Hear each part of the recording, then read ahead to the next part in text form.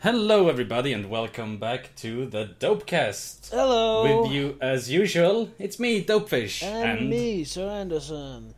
Yay! And our guest today is... Hi, it's Volume. Okay, that's terrible. What a terrible introduction. I mean, it's better than Rumia's. I want to see some fucking passion. Yeah. Come on, man. Hello, Sell it, sell Volume! it. Yes, there you go. Slightly So- more volume that time. There was slightly more volume in that volume, indeed. So, I guess we'll get straight to the questions then. Let's begin from the top. How old are you, Volume? I am 27. Wow. Yeah, a lot of people have mentioned whenever I show my picture or before I've said my age that I look nothing like it, and I tend You to look agree. like you're 13. I've Although never today I seen had an awesome story in that regards. I bought some alcohol because my dad's... Did you not get carded? No, the opposite. Well, yeah, sorry, yeah. I didn't get carded, and Yeah, for the first time ever, or what? and the little check, I saw the checkout machine, and it said two options: either I've checked this person's ID and he's over 21, or this person is clearly over 25. I felt almost offended. I've never seen you, but I have to say, you probably like me. You sound younger than 27. I'll take it as a compliment. I don't know about that, but he looks like a scrawny emo kid, so yeah, there you go. Where are you from, scrawny emo kid? I'm from Central England, a little north of London. Central England, is it? Central England, mate. Although I originally came from East London, so maybe there's a small accent of Cockney still God, lingering. the phone is going off. Alright. So you're called Volume. Yes. Talk to us a little about why is that? Why are you Volume? You're not particularly loud. No. You're not particularly fat, so there's not a lot of you. The name has absolutely no meaning, I'm afraid. I tend to use many nicknames on various different types of interfaces, games, or... Interfaces? What is this, a 70s sci-fi movie?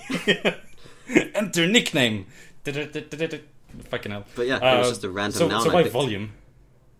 It had to Just be changed after my original name that I first entered Dopelives with. Oh god, that phone is terrible. I apologize to all the listeners, but I can't really help it. Right, so that's a terribly uninteresting story. Yes. So what was the name you had to change it from? So Just to get that on record. And why? yeah, I originally changed it from Climbing Goat, and I guess most people can probably work out why it needed to be changed, because it's terrible. Yes, it is terrible. How long have you been around the community? I think I originally joined around 2009, 2010, not long after the IRC channel actually first started up. But I took a couple of years hiatus between 2012. I returned late 2014. A couple of years hiatus? Yeah. Why? Drama, I want to say. I think I've been a lot better now than I was So before. you were basically a big faggot. Yeah. I mean, if... And I you came back and you're still a big faggot, so So when you what's say changed? hiatus, do you mean you were actually banned? I think I was, but then there was a time where I wasn't banned and I still remained away because I wasn't sure if I was still a faggot or not. But That's okay. yeah, I am. I've been permabanned from TS, so... Well, you are welcome here now, despite everything that happened. And I don't even think it was that bad. Yeah, it was just a bit of culture clash, I suppose. You didn't really fit in, but then you kind of became a bit more bitter, a bit more jaded, and then you came back and everything was fine. Yeah, absolutely. How did So you... how did you... I Yeah, realized. Sorry, go ahead. How Sorry. did you end up here? I mean, maybe your former name kind of gives it away. Yeah, unfortunately it does, and it's super embarrassing. No, it's not embarrassing. I got brought in from the Ladder Goat video. I guess it's probably one of the biggest, so it's the widest range. It is definitely the biggest. I don't see why that should be considered embarrassing. You saw something funny and you decided to go check it out. What's wrong with that? Yeah, but I think my intentions back you- then were the similar sort of thing that most of the channel dislike when someone comes in. It's, oh lol, it's the Leather Goat guy here. Oh, is he streaming? And I was Yeah. basically the standard summer new friend. No, you were the standard summer new fag. New friend is a recent term. Okay. Is that the more PC term? Yeah. Yes. That's It's because like chat, hygiene technician. haven't you gotten the memo? Chat is now Hugbucks only. Yeah, exactly. Speaking of hug books, how much of a fat nerd are you, really? Well, unfortunately, I'm on the reverse scale of that. I'm tiny, little manlet, and Yes. actually, Can confirm. when I was a child, I had threatening. I was threatened to be fed with a feeding pipe because of a lack of eating. Really? Yeah, around. So you 5 had to like 6. anorexia or something? I guess. Did you do it intentionally? Like, No, not or really. Was It was just you I didn't just like didn't eating? eat. I sort of had a diet purely made of Wotsits and milk, and I refused to eat anything else. What's a Wotsit? Or are you using that term literally? No, it's a type of crisp. It's like a cylindrical Like puff. Pringles or something like that? No, it's. But it's a type of Do you crisp. have Monster Munch? No. Well, I have no idea what Monster Munch is. That sounds made up. it's a puff type crisp, and it's I think I cheesy. can. Puff type I crisp. think I can imagine exactly what it is. We have those here in Denmark, but only in like really cheap, shitty bargain brands. It was. So, wait, you only ate Wotsits and milk? This is what I'm told. I'm supposed that nice. I ate other Helicopter. things occasionally, but yeah, I didn't eat enough that I was threatened by a doctor that if I didn't start eating, I would be on a feeding pipe, and I think that was what forced me to suddenly start eating. That's okay. That's pretty interesting. Are you I've never had that problem. Let's just say. are you only skinny or are you short as well? Depends what you imagine short. You're Considering- not terribly short, but you're not tall. No. You're. Absolutely. I think you're slightly below average. Yeah, I would But say I so. have a skewed perspective because I am rather tall. I guess I'm 5'7", so Oh, and what's that in normal numbers? Like, don't give me any of these 162? fucking I don't. One- 14 arm lengths and That's about- 16 things of hair Don't- and like please. 6 lips. Don't please. You have to listen No! to my calls. It's about 169, 170. Yeah, Yeah, that so like sounds that's about right. girl height. Yeah, I know that because I'm 5'8" and I'm 172. Fucking manlets. Okay, well, sorry, but I don't even know where I'm going with this. What do you do for a living? I work as a software engineer for recruitment software. What's recruitment software? Like Is that recruitment, like army stuff? as in like people want jobs and they get recruited. The companies that want to recruit. So like job seekers? Yeah, stuff? I guess, but we sell the software to the companies, so they used our software to recruit companies rather than us publish jobs and stuff.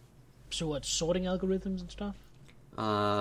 Not really, just a software as a service thing. So you log on to the website and you can make your account, So set like up you the post vacancies. your CV and you send it out to employer? Well, yeah, there's two ends of it. There's the end that the customer uses. So, for example, a supermarket or whatever, and then there's an end that also comes from our software that the candidates will access and they'll apply it to the jobs, and Yeah. it all links in. Alright, makes sense. Yeah, we have about 5 of those pages here in Denmark.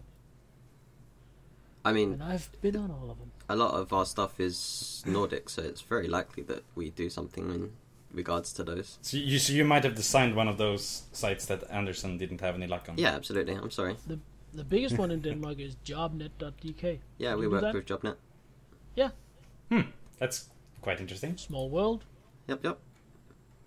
Alright, so when you're not playing and or watching video games, well, I know that you both play and watch them. What do you do? Do you have any other hobbies? Yeah, on and off, I like to pretend to be healthy and do sports. I haven't done anything for a while, but I used to be an avid swimmer, play badminton, used to play football, and that's the one with the foot and the ball rather than the The hands and soccer, the ball. you mean?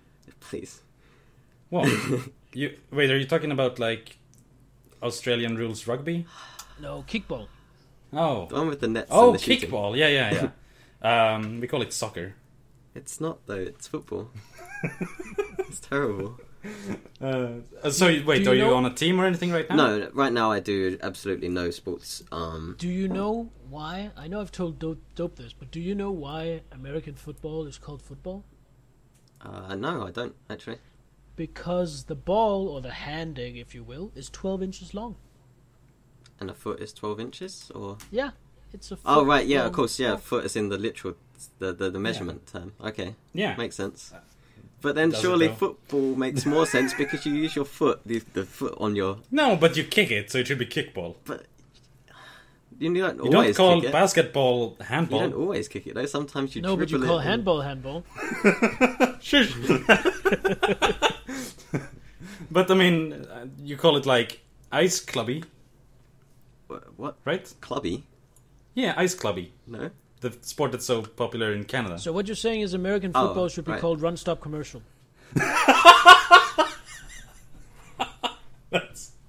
That is really good. Run, stop, yeah, that's... Yes. If we're doing literal sports titles, then definitely yes. Anything other than the occasional sports? Yeah, I like to read a lot. Recently it's Wow, been what a ebooks. nerd! I know. Recently I'm going through the Game of Thrones book. I'm on the last one, listening to it in the Spoilers, Dumbledore dies. car. Yep. But I plan to read Witcher and maybe some of the prequels of Game of Thrones after that. Wait, there are Game of Thrones prequels?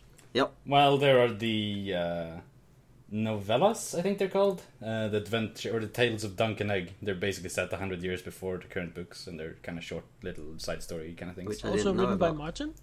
Yes. I would recommend them, they're pretty good. Whoa, man. Whoa. I know. Whoa, Mind blowing blown. your mind here. Anderson, you also are or have or kind of have you paused in your readings of the Paused. Game of Thrones? I stopped to read American Psycho, so I am still all the way through the first book in Danish, and then I'm halfway through the first book in English. All right, American Psycho, is that a good book? Because the film is amazing. I feel like Christian Bale carries the film a lot. Oh wow! All right. The book is a lot more gory, a lot more detailed with the, how he forces a live rat into a woman's vagina and then masturbates using her rotted brain mass later. No, Okay. but seriously. Yeah, all right. I want to read it now. You know those really good rants he has where he could kind of creepily, obsessively gives a review of a band Yeah. to people? Yeah, those are in the book, but they're not in any context. It's just like there is a chapter that is just this review of a band, and that makes no sense in the book for me. All right. One really cool thing is whenever he's describing someone, he's like, and then I met Billy Mayers. He was wearing Gucci pants that are worth about $800. He was wearing Versace... Yeah. And just Well, I guess the theme of the book is like vanity and obsession with money, yeah, or at least materialism. of the film. And yeah, that's really nailed very well with how he just describes, not into detail, but just especially the brand of everything that people are wearing. Yeah, Like that's what it he makes perfect sense. and there's like, almost he was wearing a suit designed by blah blah blah. Yeah, and there's almost no description of actual people. I don't think there's one hair color in it, but there is. At one point, he describes someone as having a haircut that looked like it might be more expensive than his own. That must be terrible. So but yeah, that actually does sound like pretty interesting. Is it close to the film in how it? Yes. The okay. film took it step for step. Okay, cool. I might end up listening to it at some point. I've been meaning to. It's been recommended to me a few times. Anyway, we were talking to Volume about things. Hello. Yes. But in terms of Psycho, I've never watched it myself, but... Dude, you gotta. I've seen the title, or not the title, the picture of I think the movie. It's got like a guy with the blood spattered. The blood's... Yeah. So, yeah. wait, is it a slash hack movie then? Or... No, it isn't. It's definitely not. It is about a guy who murders people, but it is not at all like a slasher film. It's not even really a horror film in the traditional sense. I guess it's kind of a slasher film from the slasher's perspective, and you see A little bit, You see yeah. how broken his mind really is. Kind of like Yeah. how Dexter isn't really a slasher film? Yeah. It's actually quite similar to Dexter in many ways, I think. Like, it follows the like a murder and his exploits and all that. Yeah. Except Dexter has redeeming qualities. As a character, yeah. Yeah. I thought you meant, yeah. Dexter is also worse as a TV show than American Psycho is as a film. But, yeah, it is somewhat similar. Anyway, let's move on. Volume, what games are you playing right now? Kind He's of not playing any games right now. He's on a podcast. Come on. But He doesn't multitask that well. You know what I mean? Context, man. I am. I'm playing Hearthstone right now. No. Of I course you are. genuinely am probably very casual right now. Hearthstone being one of the games. I occasionally dabble with Street Fighter and... Occasionally dabble? What am I hearing? yeah, I mean, I don't play it often. Or are you making fun of the words that I'm using instead? No, I mean, that's just... I don't know, that's a weird way to put it. I do. I just play it. You don't occasionally dabble in Street Fighter. You occasionally dabble in dressage. But You're so fucking British, man. I picked the... No. You're so fucking English. I pick all the special skins and walk around in the stage. And then I stomp on your head as Bison every time. Until I find out that special move that gets under you and you get Superman. Anyway, I also sometimes play CSGO, although I'm terrible at it. And because I'm so bored and playing all of these super casual games, I renewed a sub a couple of weeks ago on WoW, and I hate myself for it. As you should.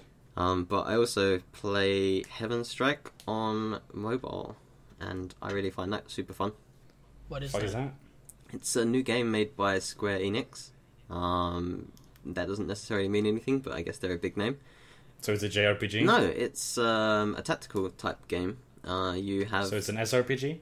no RPG element to it at all. It's kind of like a card collecting / game where you sort of have minions that you So use. it's Hearthstone? Kind of. Sorry, go ahead and It's describe got it. very Stop being a dick. Similarity. It's got a lot of similarities between a lot of the play to what's it? The game, sort of token games where you collect a card and you level it up, or you do whatever. You have, And then you can do Mega Evolution Fusion! yeah, exactly. Oh god, that sounds terrible. But it's not that bad. You get a couple of characters that you can level to 15, and it's just over time, or you can use other minions to level them up, and they have specific skills. Does it have actual gameplay? Like when you do a match, do you do things, or do you just look at which person has the highest numbers? Yeah, no. The actual core of the game is you've got a certain life pool, and your opponent has a certain life pool, and there's a tactical square board that you can move your characters down 3 different lanes. And obviously the 2 minions will clash if they reach each other. You can move them side to side. There's taunt mechanics so the person can't switch. There's stuns, there's buffs. It's really... Sounds a bit like Scrolls. So it's Magic the Gathering chess. Yeah, but you sort of move the people forward. You can't attack the person's face until you're standing next to the person. So there's the element of progression. Yeah, alright. So it's... That actually Pretty sounds kind of MOBA-ish as well. Yeah, there's definitely an element If to it because if you basically just imagine the Ancient or Nexus or whatever being person's face. Yeah, I suppose. Alright, let's move on, I think. Are we still doing this question, Anderson? I guess we are. Actually, let's not skip over the fact that he's playing an MMO, that he's playing WoW. We need to ask him, what is your main? Well, yeah, if I had to play a game only... What? No, answer that. What is your No. What is your World of Warcraft main? Oh, right, fine. Right now, a shaman. What is your gear score?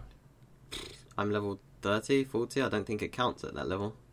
I Wow! You made a new Not character. only are you playing WoW, but you're also a casual, filthy scrub core. Yeah. Jesus I think I had an 85 Christ. rank on the last expansion when that was the cap, but I've made a new one for this No, one. nobody really cares. I believe Anderson was basically being sarcastic. But my gear score... Your gear score. All right, so you are I trapped don't in a small. actually know what gear score is, except what I can infer from the actual word. Exactly. It's a way to determine a player's worth as a person, Anderson. The higher it is, the better of a person they are. Oh, like your kill-death ratio in MOBAs. Mm-hmm. Okay. Yes. Volume. You're trapped in a small white room with only one game to play for the rest of your life. Which game would you choose? I'd love to say Hearthstone, as it's probably my favourite game, but after 2 or 3 hours of playing it right now, I get frustrated and don't want to play it anymore. So I probably think an MMO would be the best, because there's so many different things you can do. There's a community you can interact with. I assume that there's a community you What can about when the interact with. servers go down? Yeah, I guess that's probably one of the main problems. But it wouldn't be WoW. I'd have to go back to my nostalgia days and say Ragnarok Online. But there's like no players. Well, some of the private servers are big. One of the big League of Legends streamers decided to open up a server a year or so ago, and I played that. That was like 2,000 people playing. It's Ragnarok Online one of those anime ones, like Maple Story, or Yeah, so is it more like a Final EverQuest kind Final of thing? Fantasy Tactics type view, top down Wait, on a square. really? Yeah, absolutely. There's tiles and you can move them down, but there's not like you can move So it's- in free time. There's not like you move and then Okay. they move. It's just all move Oh, on okay. a tile based system. And then your spells have tile based effects. So you're like a mage will have a fire wall. It'll be a wall of fire for 4 squares. It was something that I spent all my time on. The French one, that's like a turn-based tactical game. Wakfu or Wakfu or the Dofus before that, yeah. So it's kind of like that a little bit? Except it's free. Yeah, there's no turn-based. I genuinely loved Dofus when it first came out. I thought it was a really good game. I never actually played it. I tried to play Wakfu after watching the anime, and meh. Anyway, who is your waifu? Me. Yeah, Anderson. Guilty. Right. Fuck off! You can't have my waifu! Right now... He's spoken for. I've been watching the UFO table, Fate Stay Night Unlimited Blade Works. Sorry, what? Fate Stay Night. No. You said something about UFO table. Yeah, they're the people that released it. Like, the original people who released Fate Stay Night didn't do a very good job. UFO table are the publishers for this one, and they did an amazing job. They've really done the visual novel service by this anime. It's not done yet. There's like 1 or 2 episodes left in this season. But one of the characters... Alright, I have no idea what these words mean, but fair enough. You're watching an anime called Fate Stay Night, and it's been handled better this time around. Yeah, absolutely. Saber. And your waifu is... Is the character. She's a paladin. The character? Is that her name? Well... You know what? I want to fucking make an anime where the main character is just called the character, and everybody actually knows he's the main character. There have already been several animes like that, I'm sure. They're usually called the hero, but yeah. Why are my ideas always something everybody else has done already? There's nothing new under the sun, Anderson. There's nothing new under the sun. That's so right. Wait, who from Fate Stay Nights is your waifu? Well, Saber is the name that's used, and there's a specific reason for that, because all of the heroic figures have code names, and they're not allowed to know the real name. And it would be semi-spoilers if I said the name for anyone that's not read it. But okay, so just say Saber then. Yeah, I said Saber.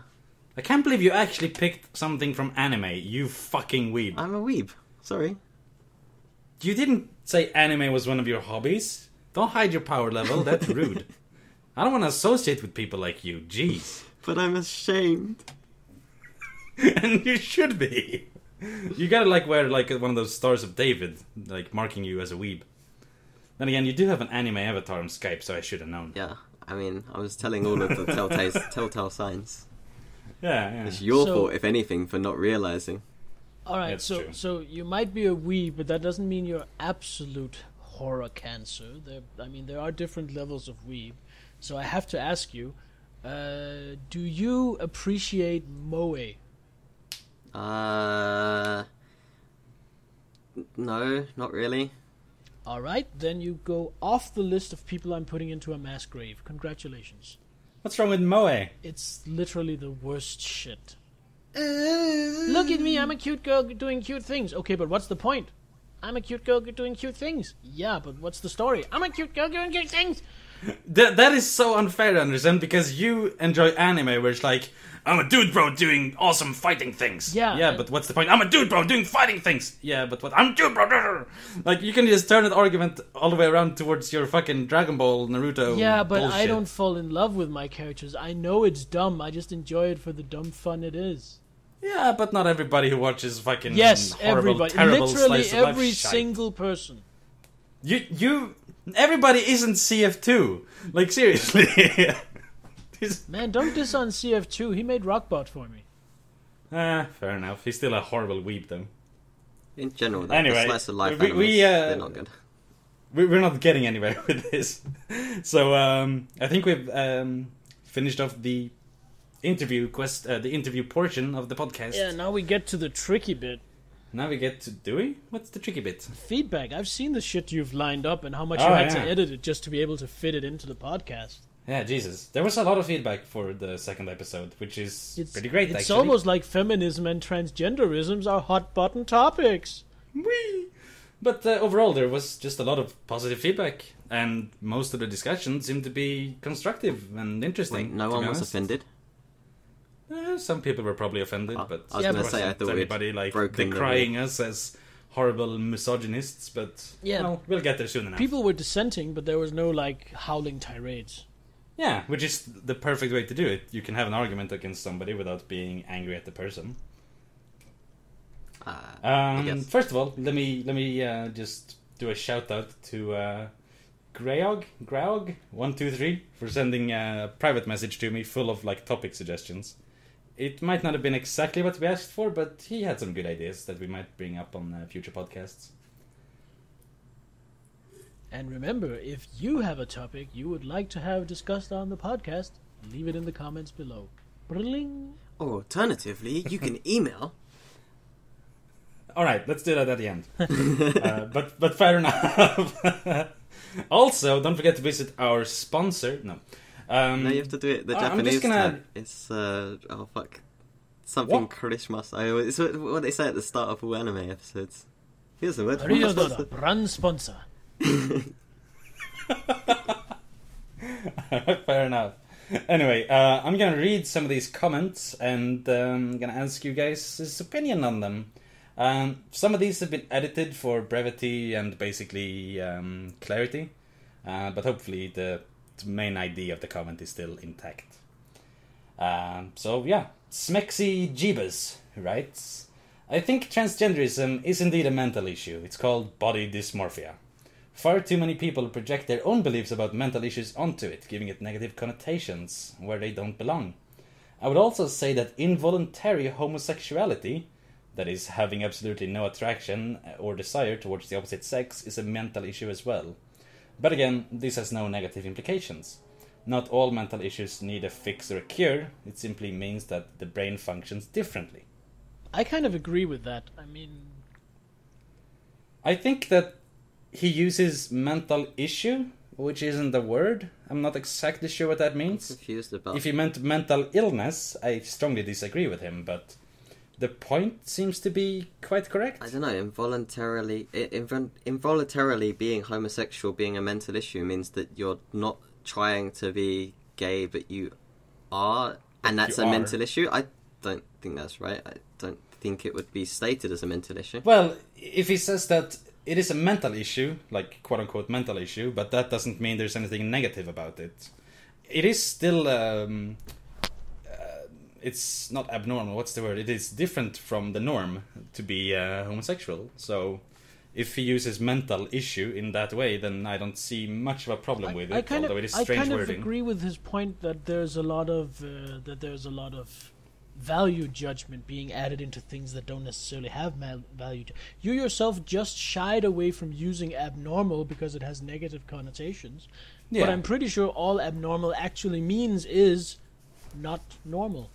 Yeah, but I mean, words have implications, they have connotations. Yeah, but I think That's just how that's how words function. I just think we're a bit too quick to jump on the negative connotations of those. You can do a lighter term enough. if someone's different from the norm without being, without attaching an offensive term to it. I would say that mental issue, the word, it sounds like you're saying that that's not right, rather than not. Yeah, I mean, it's an issue, which maybe it isn't. It's a mental difference, perhaps, or a mental, something like Aside that. from that, I agree. Disabled people, only differently abled people. Well, no, I don't know if that really applies. Is that really the same thing? I don't know. No. To me, it's not the same thing. They're slightly different places on the same slippery slope. Fair enough. But anyway, the final statement. It simply means that the brain functions differently. I definitely agree on that. I partially agree on that. All right. Go on. If you want to take mental issues, this is something I've given a lot of thought, being a person who's a mental fuckhead myself. Mental issues, it's kind of hard to categorize, but I feel like you can very broadly categorize into two. You have let's call them mental differences, term you used earlier, which is your brain simply functions differently. I was born an introvert. Yeah. I expend energy being with people, and I need to be alone to recharge. But there's also mental illness, which is resultant of damage. You were raped or shot, and now you have PTSD. And those kind of get lumped in the same group, and I feel like, in general, a slightly bigger effort should be made to distinguish between those two different kinds of mental issues. the question, though, is which one does transgenderism fall into? I believe it falls into sometimes one, sometimes the other, and sometimes both. I believe that's an individual thing. Alright, yeah, fair enough. Where is the line between a mental difference and just a personality trait? Or are personality traits just a result of quote-unquote mental differences? I would say mental differences are just... The way I split it up, I mean, I don't actually have any professional knowledge of this. I'm just going out of my own pocket, so to say. Yeah, of course, we all are. I basically define mental differences as being more extreme personality traits. They're personality traits that you would readily somehow identify with mental illness. Like you can have a depression, but you can certainly also just have a depressive personality. Yeah, and you can have a depression and you can also just be sad. I mean, one of my diagnoses is schizotype personality disorder. And what does that actually entail? The really quick version, it's schizophrenia light. Alright. But it's a personality disorder, so that's kind of different from a mental illness, I feel. Yeah, fair enough. But isn't that just a PC term, though? No, I think it's worth... what's the term? It's worth discerning, because I feel it kind of speaks to how it goes in and affects the person. But and where it stems from.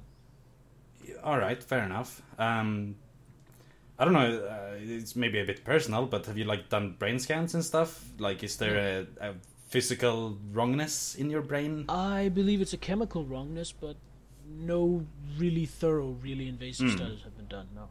Yeah, fair enough. I think perhaps one of the definitions... Also, Volume, you need to jump in here. You've been quiet for a very long time. Yeah, the transgenderism, surely that's a chemical imbalance as well. It's the different types of... hormones? Yeah, that's being delivered to your body. One making you physically appear as female or male, and yet your understanding of what you are being different to that. Yeah, fair enough, I guess. I think there's some value to that, although I'm not sure it's quite that simple. But yeah, I can see what you mean.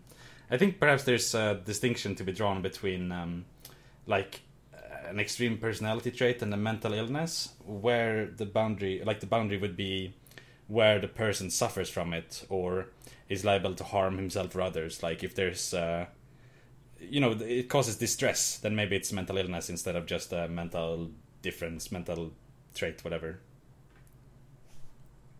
I don't know.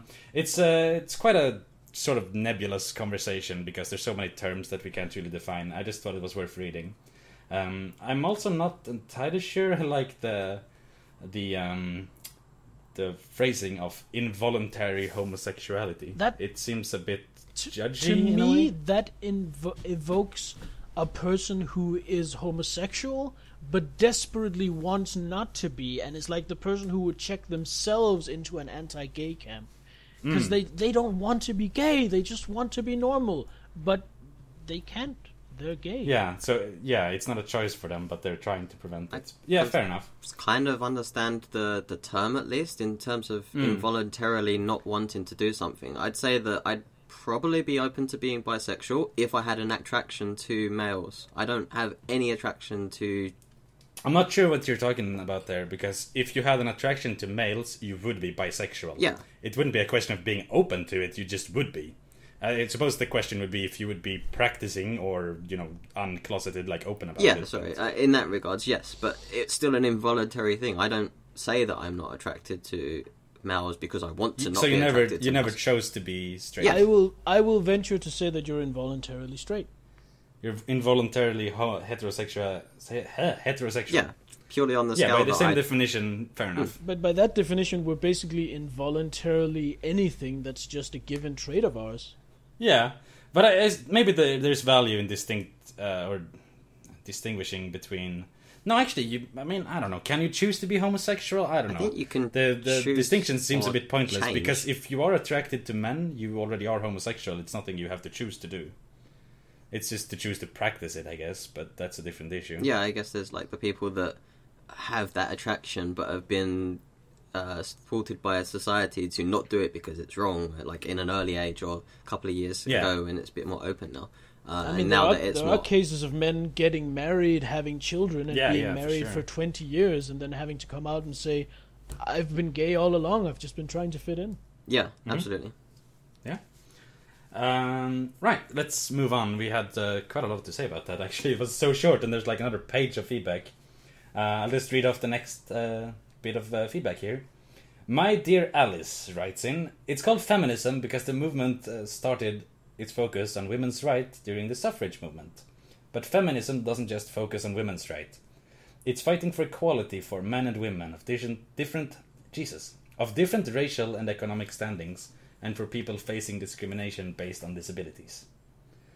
So why is it called feminism? Because that's where it started. That's where it started, and then it evolved? Yeah, Yeah, but names but- can't evolve when movements evolve. Surely- That's totally fair enough. No, I disagree. I think if you're trying to fight for something and then you get that, and then the goalposts change into something else that mimics something that already exists, then your goal has been reached, and you can follow this other role if you think that that's a good idea as well, i.e. equal rights, which is already a thing. Yeah, but I mean, otherwise you're going to have multiple terms for the same thing because they converge into something that's similar. yeah, that's true. So, which term do you prefer? I mean, originally, I think that's right. I think that there was a significant need for feminism to be a thing. Females were treated similar to how it was back even further than that, where blacks were treated as lower class citizens, as women were Like treated. chattel, even. And I think that nowadays, in today's society, it's much the same. There's still things here and there, but I would say that the difference between the two are similar in regards to there's certain things that women get better than males and males get better than women. That's just society, and yeah, you can sort of keep fighting for the small things, but ultimately that's more of a group thing. Everyone needs to fight for equal equality, and then we can move into that type of society rather than let's just focus on one. basically, what you're saying here is that you're a woman-hating misogynist, am I right? Absolutely. Don't forget rapist. Rapist, The thing is, of if you course. have a Let men right me. Sorry, we're gonna talk about this a lot more because there's a lot more Oh, to yeah, read here. absolutely. Let me just move on. She, I suppose, since it's my dear Alice, also writes, in the end, it's up to you whether or not you identify as a feminist, but I think it's rather silly not to identify as a feminist because the term feminist doesn't seem to include men. It's a movement started by women, and for once, we should be able to have a movement with a title that focuses on women. I mean, that just plays on what I was about to say just a second ago. If you have a women's rights movement and then a men's rights movement, then you have a war in essence, because one side's trying to fight for their powers and another side's trying to fight for their powers. Whereas if you have one group that's trying to fight for equal equality, there's no war, there's no fight there. You're just unity trying to get equal benefits for both sides. I have to say, I really immensely don't agree with that. I really don't feel that women's right and men's right is a zero sum, where if one side gets, the other side loses. Have you ever seen? I could easily see a women's right group focusing on women's rights and a men's rights group focusing on men's rights, and the two of them still cooperating and working together.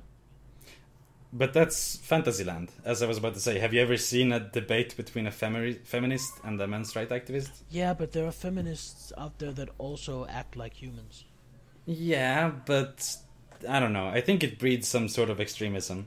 When you have Maybe that not, I don't type know. of team stuff, as you do with anything, like sports, for example, there's always going to be that conflict of my side's better than your side. I'm doing more for equality than you're doing. I completely agree that, yes, there's probably like-minded people that can work together and do what they need to do to reach equal rights while still focusing on their own agendas. But whenever you separate someone, there's going to be a competitive nature, because humans are competitive. Yeah, fair enough. I think that and for once, we should be able to have a movement with a title that focuses on women. Kind of strange. Because it's a movement with a title that focuses on women, but the argument is that it isn't focusing on women, it's fighting for all equal rights. How many general movements do we have that aren't about men, that have a title that focuses about men? Marxism, Maoism, Not based Darwinism, on but not there's based on a some specific person then. Those are based on people. Yeah. There isn't a men's... I have to say, there's no meninism. I believe there's still room for feminism as feminism. I just believe that a lot of what this person is saying feminism stands for, I feel like that's not feminism. That's egalitarianism. That's human rights. That's equal rights. Yeah. I think that's I think there's absolutely still- it. But then having to classify it as feminism because it's for females makes it, again, like, well, I'm doing something for the females to do something that's egalitarian. No, I think there's still room for specifically feminism. I feel like there are still advances to be made specifically for women's rights. I just feel like that doesn't make feminism into this general catch-all term for basically... So there's still room for feminism, but that doesn't mean that feminism has includes to be everything. about Yeah. equality for men and women of racial and economic and disability, all that kind of stuff. That's fair enough. Let's move on. Same person. On the topic of women in STEM fields, yes, we do need diversity. Women from a young age are encouraged to do girl-appropriate things. Boys are encouraged to study more math and science, which is where the misconception that men are inherently better at STEM fields arises from. I'm not sure that is a misconception. I don't know if those things are necessarily connected either. The fact that men and women approach different things based on how society places certain roles is not the direct definition of who's better at which. Because we do have women in STEM fields, and we don't say that, oh, that woman is not as good as that man in the STEM field, simply because there's more men or more women. Some people do, but they're called sexists. Yeah, absolutely. I mean, you can have perfectly good men in women roles and say that he's a good nurse. I think it was an example used in the last podcast. Yeah. And the same way that you could say a woman is a perfectly good STEM scientist. I don't know if that's the correct term, but I don't think that whether there's more or less people in a certain field, that it denotes how good a certain person is at that thing. Yeah, it's fair enough, but I do believe there is a conception, if not a misconception in society, that men are generally more logical. They are better at spatial reasoning and mathematics, that kind of stuff, logic, whereas women are generally more nurturing and caring. Can I say something hugely inflammatory? Sure. I feel like one of the reasons that there's the stereotype that men are more capable and men are more logical and men are better at dealing with stuff is that growing up, if as a man you have a problem, someone might help you with it, but ultimately you're told, deal with it, fix it, you have a problem. If you are female and you're growing up and you have a problem, then you cry and someone comes and fixes it for you. I actually feel that kind of the stereotype of women as helpless and useless comes from the fact that from a young age they're coddled into it. They're coddled into expecting to have their mess cleaned up for them. You're allowed to be useless as a woman. But that plays more on a society level. It's people denote sexual terms to different genders to say, well, I need to treat this woman tenderly because she's a frail thing, and this man can do what he wants because he's going to be able to sort himself out. But that doesn't denote if there's an innate sense of if you had a male and a female and they were treated exactly the same growing up, would either be better than the other at STEM or nurturing, just basically down to the biology of them. Yeah, I think that's kind of where the crux of the issue lies. If it's inherent or if it's cultural and societal. I think at that point the differences would be so small that personality type and general cognitive abilities would have way more influence than gender. Let's expand it then. Let's say you take 100 men and 100 women and treat them the same. Would there be any difference if we sort of eliminate a bit of the noise? Of course there would be some difference. But do you, like, towards what? Would the men be better at mathematics? Or would, of course there would be some difference. Men would have more muscle mass. They would generally be taller. They would generally be stronger. But in which profession they would be the best at, where would the difference be? If they were raised the exact same way? Uh-huh. I honestly don't know. I honestly don't think we have a sample size to take that from. Yeah, I mean, it's impossible to divorce any sort of upbringing from society. It's a completely hypothetical type thing. Yeah, because it would be wrong to set 200 people into a... But the thing is also, and she's talking about we need diversity. The thing is, I don't care. Let's go with the general conception. You have 100 men, 100 women. 70 men would do good at STEM. 30 women would do good at STEM. Well, as long as those 30 women have the same chance at getting into STEM and doing what they want to do in STEM as the 70 men, then things are as they should be. Equal opportunity is important. Equal representation is bunk. I definitely agree, and there is a feedback to that effect as well. Let me read on a little bit, because this is a long-ass comment and we're kind of stuck, I feel. When you have an entire field populated by one kind of person with a specific background, in STEM field it's usually white men, it's going to cause issues. Diversity is always important because people's backgrounds are important. Different viewpoints and backgrounds are essential in every kind of work. There should be more women in STEM, just as there should be more men in female-dominated jobs. And there also needs to be more women of color in STEM fields. No, it doesn't. From what I'm getting from that comment is that it's like, oh, if there's white men dominating a STEM field, then they'll specifically focus on white male-oriented problems. And that's something that I don't think happens. If you take a look at, for example, contraception as an example, it's a scientific field. How much contraception is available for women at different kinds, and there's condoms for men. There's currently the and vasectomies. Yeah, absolutely, which is very archaic. Right now, there's probably a research being made into a specific kind of new technology that's going to be coming out in 2 years or so. But I would say that if you took females and males in the contraception field, there's so much more research and work on that than there is for males. Yes. Honestly, that kind of goes to the viewpoint that society says, well, contraception is the female's problem.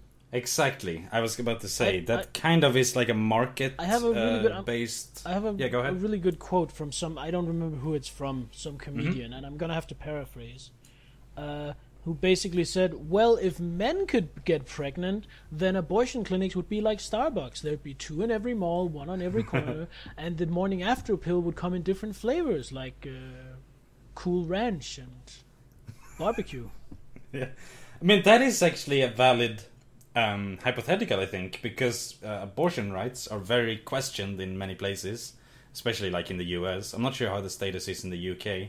Here in Sweden, we're super lib and we're all about abortions. They're basically free and you can do them whenever. Same here. Yeah, but I'm not sure if like there isn't really a male issue that's the same. It's really nebulous and complicated because of the whole issue of like there's a life inside you and it's valuable, blah blah blah. And some people kind of argue that trumps any kind of female body autonomy, etc. But still, if men were the ones who got pregnant, and the society overall was still the same, even though it clearly wouldn't be. But yeah, let's just assume that you wake up and everything's changed. Would abortion still be questioned the same way, or would men, because they are in power, most politicians are men, etc., would it just be solved? Like, would the men's rights be treated the same way as women's rights?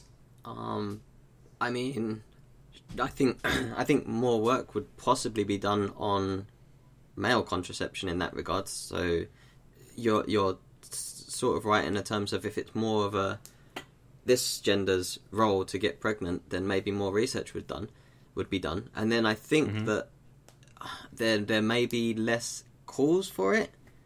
I think that a lot of the times when abortions happen, it's because of different abilities to prevent that. And if you have only one person being able to prevent that, then it causes issues. Yeah, alright, fair enough.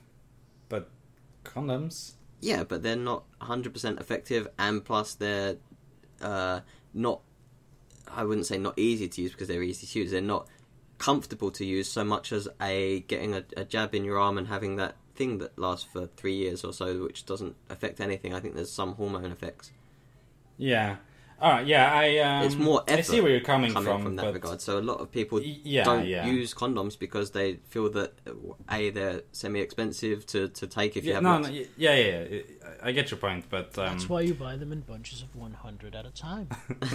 I'm not sure that makes much sense though, because contraception for women benefits men as well. So even if your original point was basically that it's not true that white men dominate, or like they only represent themselves, even if they do dominate the field, because look, women have all these contraceptions, but giving women all these contraceptive things and putting the onus of contraception on women seems to be a positive for men.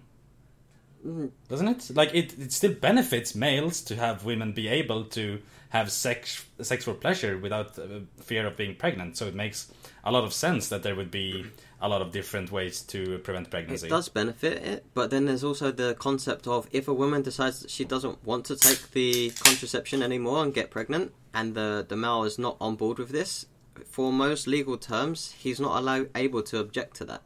He is fucked. Yeah, absolutely. Yeah. He's bringing up a child now. That's one of the men's rights thingies, which has a lot of interesting sides to it. Abortion thing and men's right thing. This is why I feel there's still room for flat-out female-focused feminism, and there is room for flat-out male-focused men's rights movement. Mm-hmm. Why don't we call it meninism? Men's rights. I think that's a coined term. I don't know. I'm not sure if it's. It sounds so sarcastic, aggressive, and it also has. So. I have seen meninism around, but I'm not sure if. Yeah. Meninism is like a joke. It's like a thing that feminists invented, or like that people Didn't that say start they on are that because. Al Bundy show, meninism? Yeah, exactly. Like, we are meninists, and they, like the fucking store, the shoe store guy, whatever. He was basically a sexist, and he came up with that term. And Yeah. It's kind of a joke. I have to say this might kind of show my hand a little bit, but when you were talking about but there's a life inside her and it's valuable, my immediate mental reaction was, of course it's fucking valuable. Think of what we could accomplish with the stem cells we could harvest from that thing. That's another thing. If there was less what's the word, like people not wanting to get rid of that life inside you and be happy to just throw away abortions to use as stem field research, would that be a thing if men were getting pregnant? If I'm not sure what you mean. If it was the men rather than the women, is there a detachment from the nurturing, and would it be less of a problem in that regard to just Do you mean disregard that them for... would stem cell research be less taboo if men were the pregnant Yeah, ones? absolutely. I don't know. That's a very complicated issue. I don't think it has much to do with feminism or that kind of stuff. It's just like fear of science. It's like the Frankenstein effect, where people are terrified that we're dabbling We're playing with God! Yeah, exactly. And we should be fucking elated. We've risen from the primordial swamp to playing fucking God. We're awesome. Exactly. We're humans. Hear us roar. Hear us roar. Fuck off, Lannisters. Alright, let's move on. Homo sapiens always pays his debts. Fucking hell. Smexy Jeebus again writes, as an answer to this, equality is equal opportunity, not equal representation. I support the freedom for women and men, and everything in between, to choose what they want to do. Pursue whatever dreams they have. I don't support the weird desire to have equal numbers of everyone doing everything, because that's not... because that really and truly dehumanizes us and strips us of our agency. We become statistics, not people. This is kind of what you were getting into before, Anderson. Yeah, on that he's basically preaching to the choir, as far as I'm concerned. I can get on with that completely. I think that when you start turning other people down because the quota of the other side is not as high, you're limiting people that are interested in it to get equal stats, and maybe that other person isn't so interested in it but is just looking for a job, and it's easy to get into because that field is less populated by their type of association with that. I actually have a semi-concrete example of that I read about. Sports, college sports. Some colleges have basically been mandated that they should give equal funding for male and female sports, which means that because there are not enough girls at the colleges interested in playing sports, they are having to actually limit the male sports and turn people away from playing sports because there are not enough girls playing, because it has to be some degree of equal representation. And isn't that just horrible? Yeah, I That's agree. basically like saying you can't have a cookie because the neighbor's on a diet. Yeah, I definitely agree. All right, I believe we'll leave feedback there for this week. We've gone on quite long. Were a few more, but we can just carry those over to next week. And yeah, I think there's definitely some interesting discussion here. Let me just say, if you want to join the discussion, you can leave a comment if you're watching this on YouTube. You can tweet me at dopelives_libs or email me at dopelives@gmail.com. Or you can find me at SirAnderson1 on Twitter. And where can you find Volume? Far away Nowhere. enough that I Okay. don't use Twitter well enough. I think I'm at I am Pow Pow. Oh, Jesus. Well, I don't- Okay, you don't really use Twitter. Anyway, if you want to get in touch with me, come in the IRC because I'm always in there. Yeah, well, alright. So, the next segment of the podcast that we have is the weekly recommendations. Yay! I hope you have prepared something, Anderson. Last we spoke, you thought of something, then you forgot it, and then I don't know what happened. Do you have anything to recommend to our listeners? I do. Uh-huh. It's a little strange. I recommend fried broccoli. What? You mean like deep fried or pan fried? Pan like fried. stir fried? Next time you're frying up some meat on a frying pan, throw in a couple of chunks of broccoli. It gets really good if you just give it like a quick once over. It just gets a little crispy around the edges and still retains the broccoli kind of texture and taste. And if you fry it for longer, it becomes kind of soft and really good. I'm trying to eat healthier here, and it's one of the things that I've found is really good. It's really a treat. Yeah, alright, fair I enough. could get on. It's healthy, nutritious, and delicious. Yeah.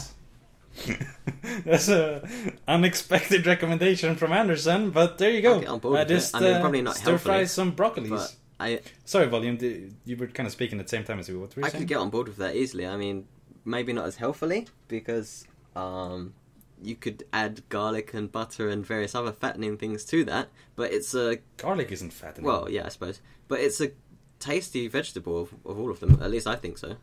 Add Yeah, garlic I like to everything. broccolis. Just everything. Yeah, become French.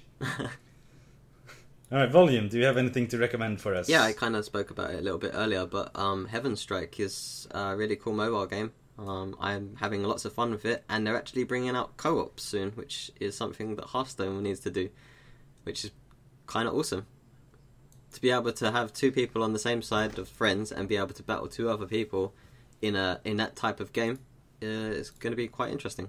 What do you call it? Heaven Strike? Heaven Strike, all one word. Heaven Strike. Alright, it's on Android or iPhone? I think it's on both. Which but one do you I play it play on? it on Android. Okay, so then it's probably on iPhone as well, because Android usually gets these kind of stuff last. Yeah, absolutely. It's a Square Enix game, so it's probably everywhere.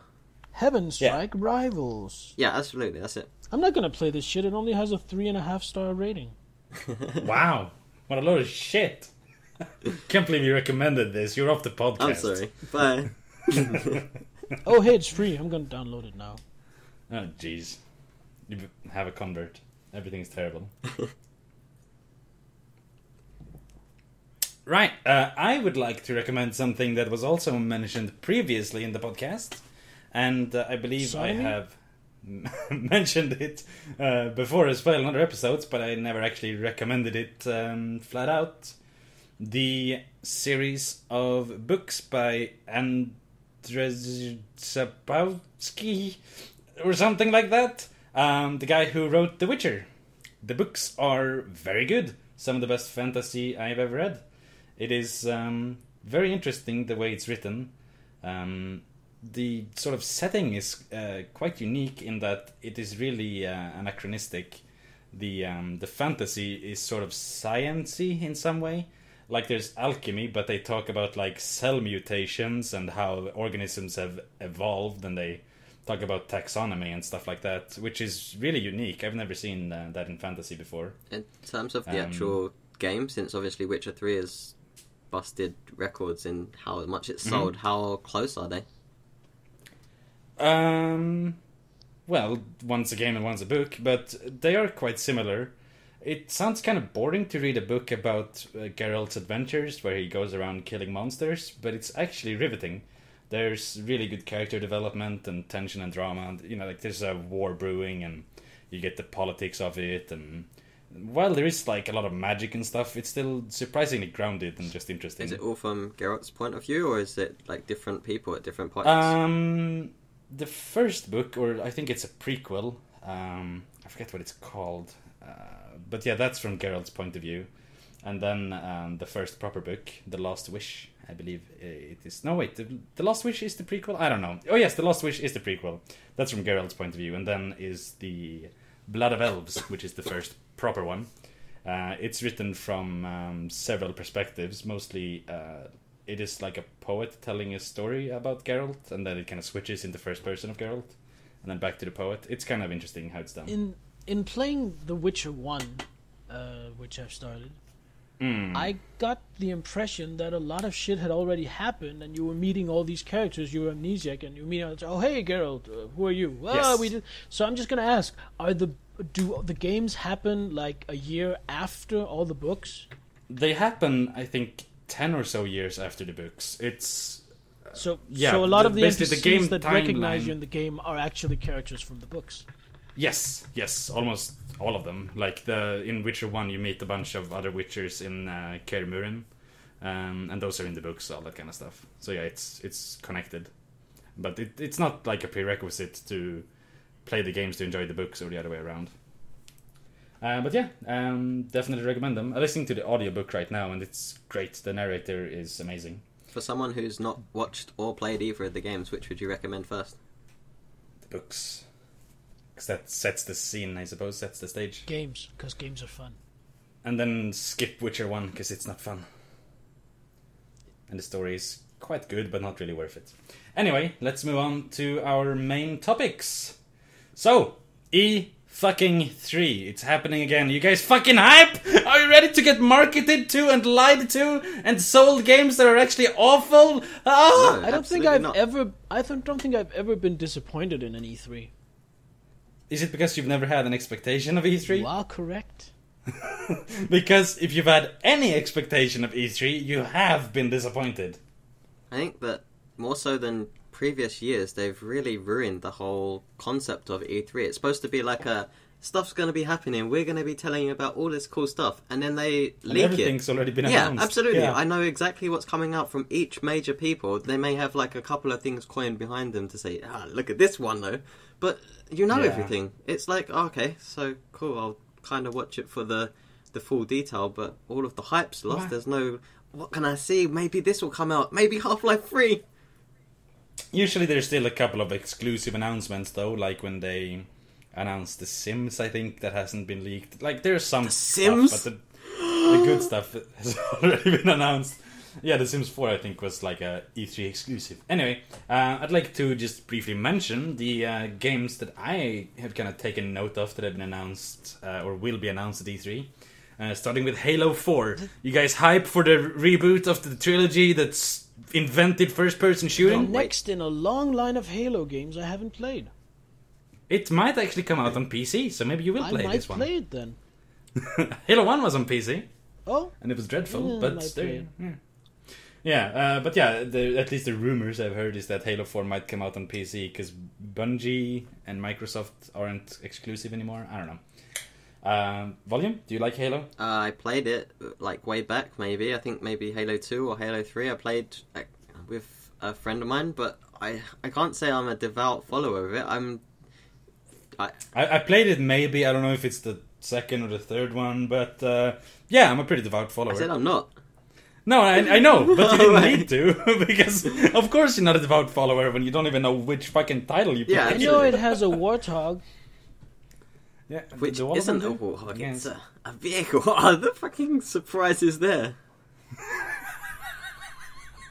Man, I bought this game expecting to ride around on this big boar, and it's like an ATV or something. What the fuck? What a jib!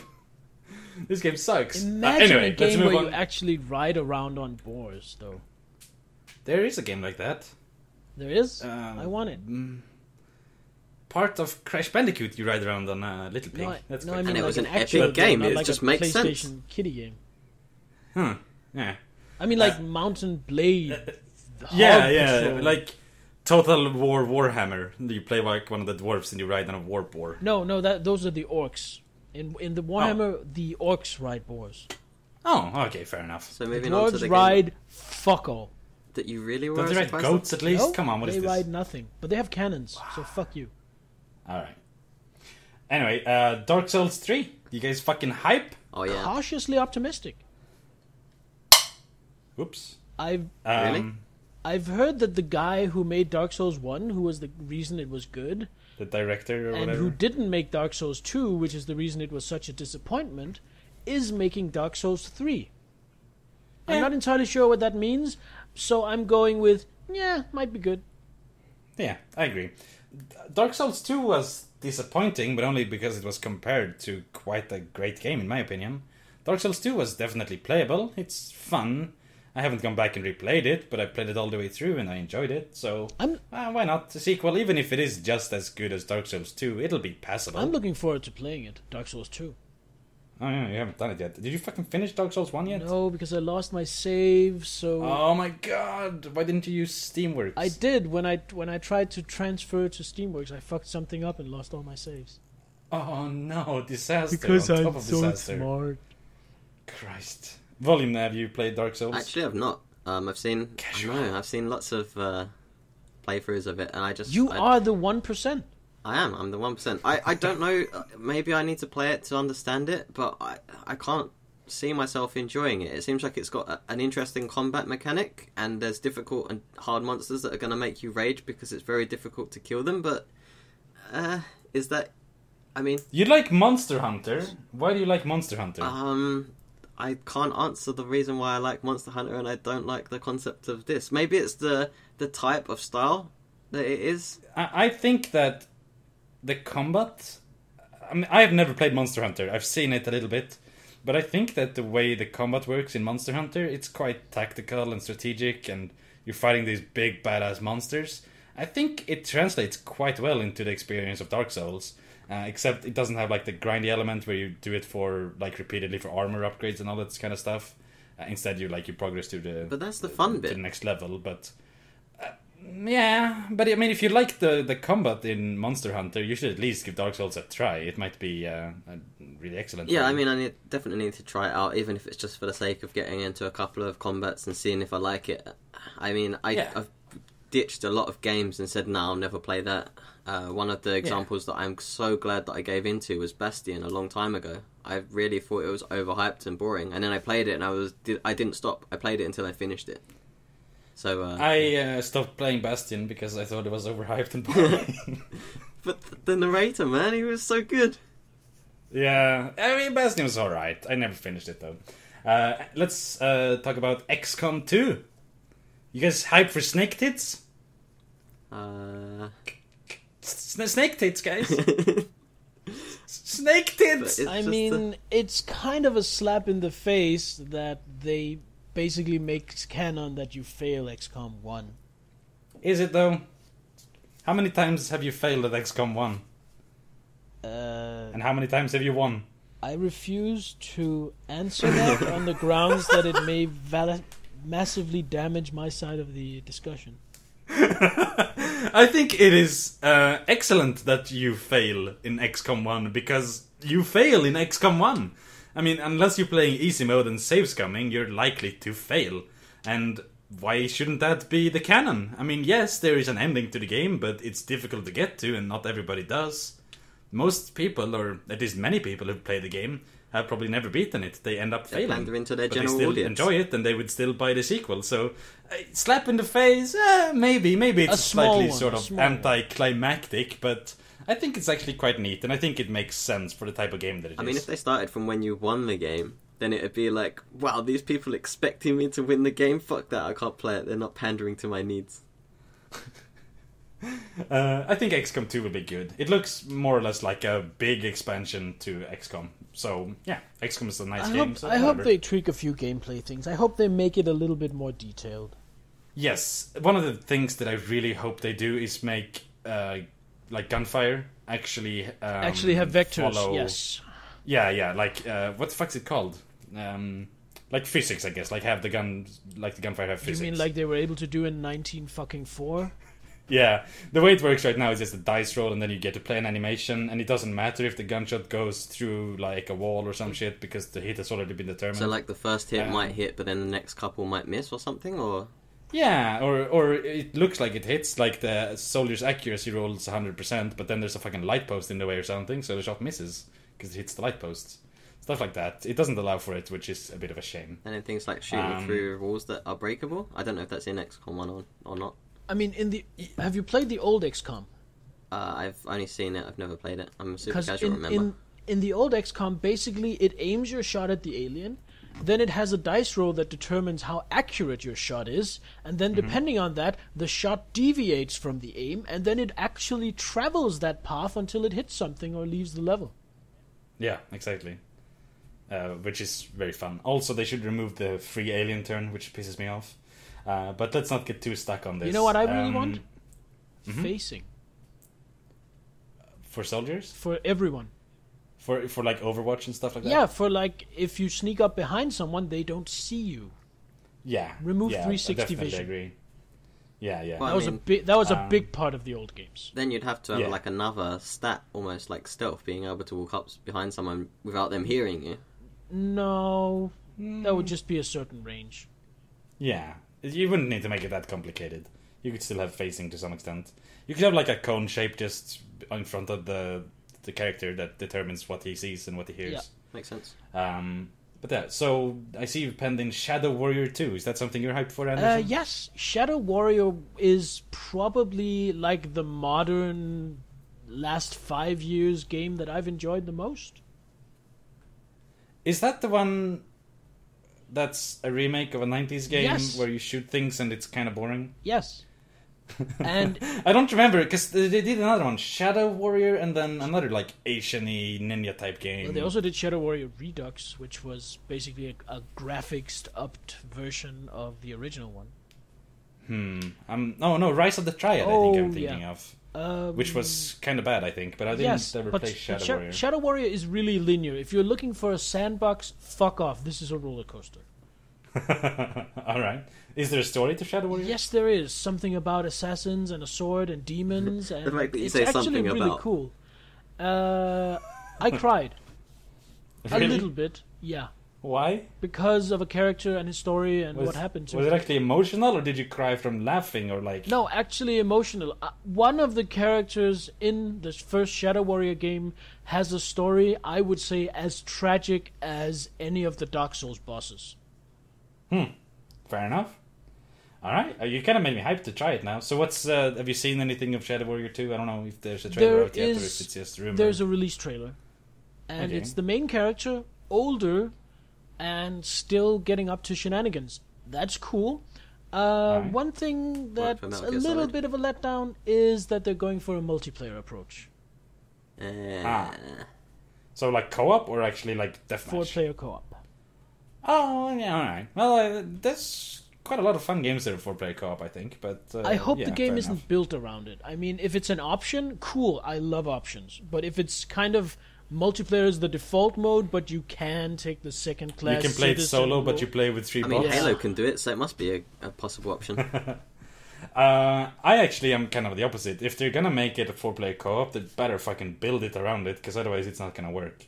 But yes, it does remove the fact that you playing it single player kind of sucks in that case. So they should do either or, not some sort of half measure, because that's kind of the worst middle ground, I think. 2 types, single player mode and a co-op mode. The thing is, though, if it's built around co-op mode, then it is no longer the game that I really enjoyed the first one. Yeah, which is fair for enough. me.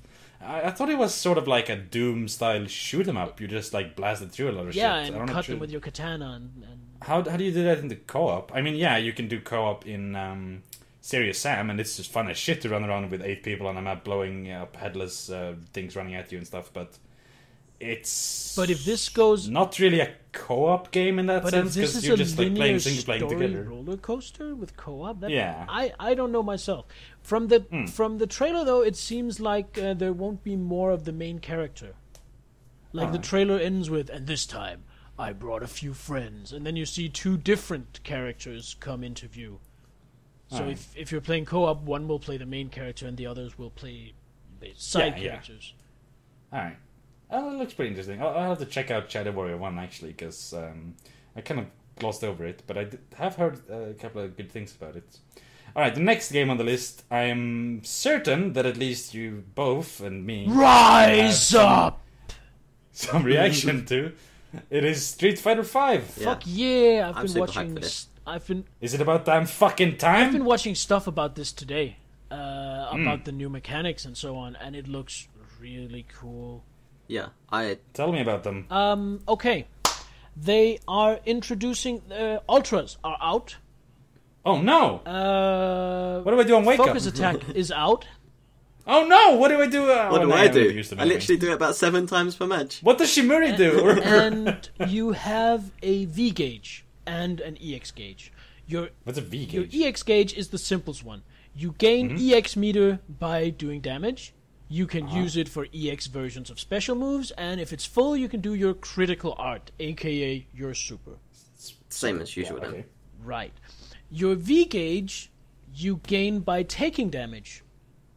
Okay. Now, So kind of like the Ultra So like Meter, Ultra did before. Yeah. When it's full, you can activate your V trigger. This is unique for each character, and it is not, an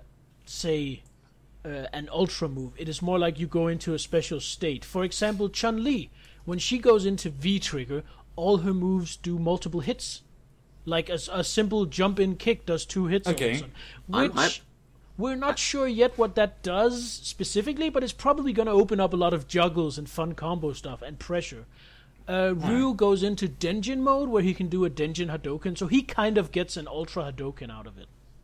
Okay. I mean, I played... So main for Jury, volume, yeah. there will be no difference. Yeah, I main Jury, and her first Ultra is basically that. She gets to be able to link all of her moves together. So it's not really an Ultra, it's just a mechanic that she gets. Those Ultras and like the twin supers, it's probably going to be stuff like that for the V-triggers. I'm hyped for that. I think it's really annoying to just get hit by the initial hit of something from a poor thing that happened. You didn't block, and then suddenly you're on equal health because you made one mistake. If it's something that's ongoing because you've now got a benefit over your opponent, then you still have to beat your opponent with disadvantage rather than just get lucky once.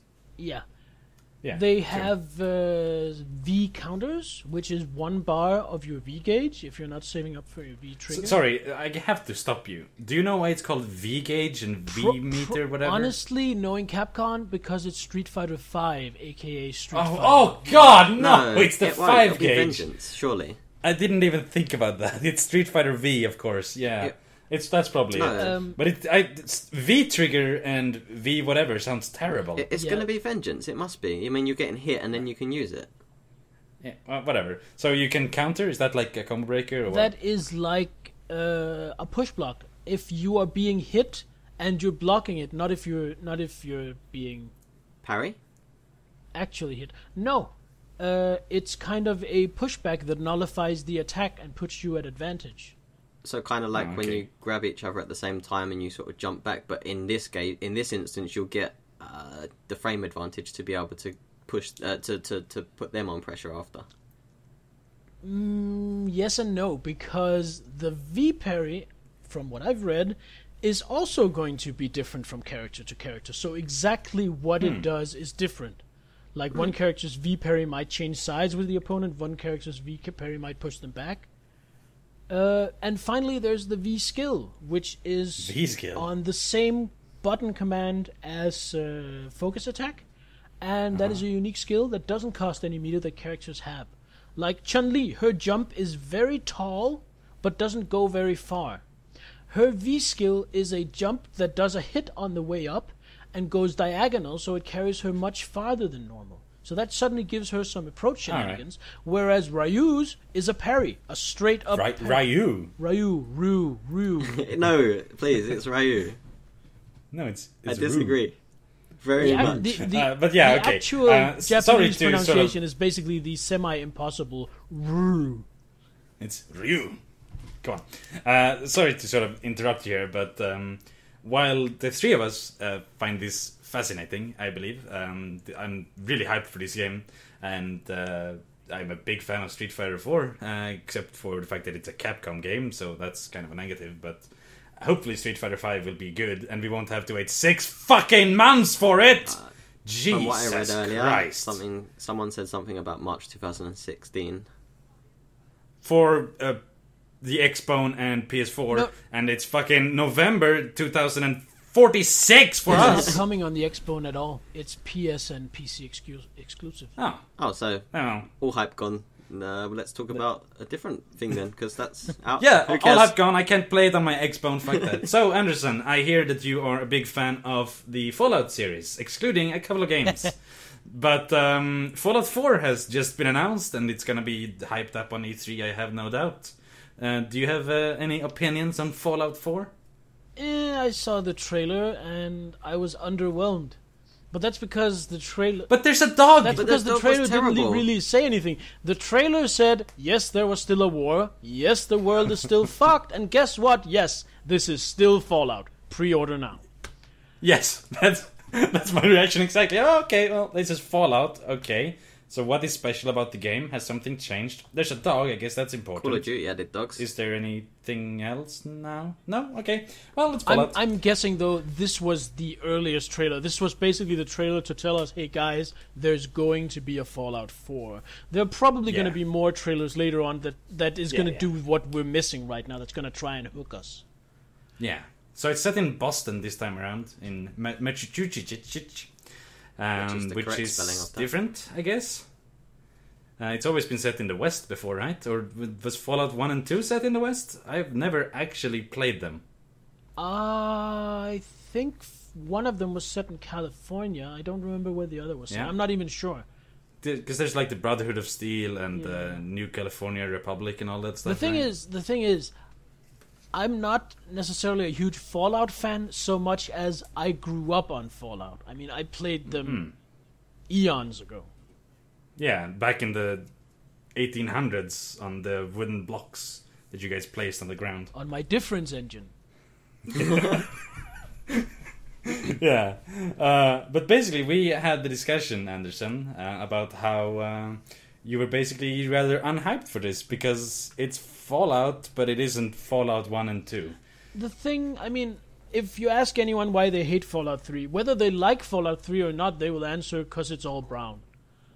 And yes, it does look a little ass, but it's a nuclear wasteland. They could have made it prettier, I don't know. The thing is, and this is really a cop-out, my real problem with Fallout 3 is that it just doesn't feel like Fallout. There's just some mood, atmosphere, some intangible quality, and it may be nostalgia, I will admit that possibility, but there's just something intangible that was there in the first two, and for me isn't there in the third one. I don't think it's an awful game. It's not... It doesn't hook me in, but it's not an awful game. It's just not Fallout for me. Do you think you'd enjoy it more if it was Oblivion's 1 rather than Fallout 3? I mean, this is probably gonna reveal how much of a nostalgia whore I am, but yeah, I honestly think I might have enjoyed it more then. Because it wouldn't evoke the memories, the fond memories you have. It wouldn't be trying to this isn't live up to something. quite the same. It doesn't feel the same. Yeah. It wouldn't also be sort of marketed towards your nostalgia for the other games. Yeah, I mean, I feel like being a Fallout game, it's going in with a handicap because it's trying to do... It sets certain expectations from me that it then doesn't live up to. Whereas if it was just nuclear Fallout, nuclear war survivor shooter X-32... No. Oblivigons. Come on, that's a perfect title. then yeah, I would probably have gone into it with the fresher eyes and, let's be honest, in better faith. All right. Volume, have you played Fallout 3? No. Have you played Fallout anything? No, I've not played them, but I guess I can understand if it's something that's... Well, it used to be like this and this and this, and now they've changed it, and it's going to ruin the way that I approach that game. I can perfectly understand that. You've seen Fallout 3, right? Like on stream. Yeah, I've seen. It's a big game. I've seen. The old Fallout games were isometric. They were closer to XCOM than to what we have as Fallout today. Yeah. It was really it turn-based was tactical really a games. massive leap away from the legacy. Yeah, I mean, it definitely For had sure. that type of. I mean, it had the old-timey music, which everyone liked. It was like a different type of genre to everything else everyone yeah, was it was listening set in a different Yeah, era. and then obviously you had that grey, more grayscale look to it, and now they've brought out something that's super colourful. Is it going to be the same? Yeah, I can understand where you're coming from in that regards. Yeah. I can totally sympathize with you, even though I strongly disagree that Fallout 3 is an excellent game, and Fallout New Vegas improves upon an excellent game and makes it like a Game of the Year contender for me. Fallout New Vegas is one of my favorite games of all time, I think. I played the shit out of it, and I modded it and played it even more. I love that game. But I can see where you're coming from, because there is this game called The Bureau. Do you guys know what I mean when I say that? No? Yes. It was sold as XCOM, The Bureau. And it was not XCOM in any way whatsoever. This is before the recent remake came out, the actual turn-based It was strategy. XCOM in the way that there are aliens, humans are fighting the aliens. Yeah, And it that was was it. XCOM in name only, to be sure. And I can't play that game because it's not XCOM. Why did you sully the name of XCOM for this piece of excrement? The game itself is probably quite a generic shooter. It's not great, it's not that interesting, but I have a visceral reaction, and I really hate the Bureau. This isn't the first time they've done that with the XCOM IP, though. There's been an XCOM shooter before, like a top-down shooter called XCOM Enforcer. Yeah. And I think there was like a flight sim fighter game. But as XCOM well. Enforcer was still in the XCOM universe, right? Yeah, true. Yeah, like there But was it was- the but base it- ones, Sectoids, Delirium, etc. But it's still yeah. massive departures from. In that regards, it's though, kind of Fallout 3 kind of distinction there between XCOM and XCOM Enforcer. in that regards, though, it's more of a. This is the concept of the game, and we're going to do something different. Final Fantasy did something similar with X2, where they sort of decided to make a girl-orientated game on the Final Fantasy series. It's What? How is that? What are you, a sexist? It's a side thing to the main Wait. Do you mean girl-orientated? X2. Wait, don't you just play as a girl? No, your whole party is girls. I don't think there's one male.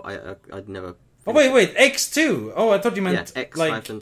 12-2 No, or whatever with Lightning Returns. No, Oh yeah, you mean the one where you collect yeah, dresses? absolutely. It's a side thing to Yeah, the yeah. main storyline. Whereas Fallout 4 is the next Fallout. Is it going to be the same as that? It's not really a side project. It's part of the same thing. We're talking more about the Fallout 1 and 2 and the jump to Fallout 3, more so than the jump from Fallout 3 to Fallout 4, because it looks like it'll just be a sequel to Fallout 3, which isn't the problem really. Right. Yeah, but yeah, I'm moderately hyped for it just because I really love New Vegas so much. It looks shitty, like graphically, it looks exactly like Fallout 3 did, or at least with a few mods. It looks like it's made for the Xbox 360 and PlayStation 3 instead of the Xbone and PS4. When I saw the dog model on the trailer that was released, Yeah, it what dog the looks hell? iffy as shit. Yeah. It must be running on console hardware on that trailer because it looks kind of shite. But hopefully, I mean, it doesn't really matter. The game can look shite. It can still be great. But yeah, I don't know. I'm moderately hyped for Fallout. I guess it's one of the games I'll be looking forward to during all the travesty that's going to happen on stage during E3. I'm negative enough about Fallout 4 that in a few years, when it's on sale for €5 or €10, or when it's in a bundle, I'll probably still pick it up and look forward to at least trying it out.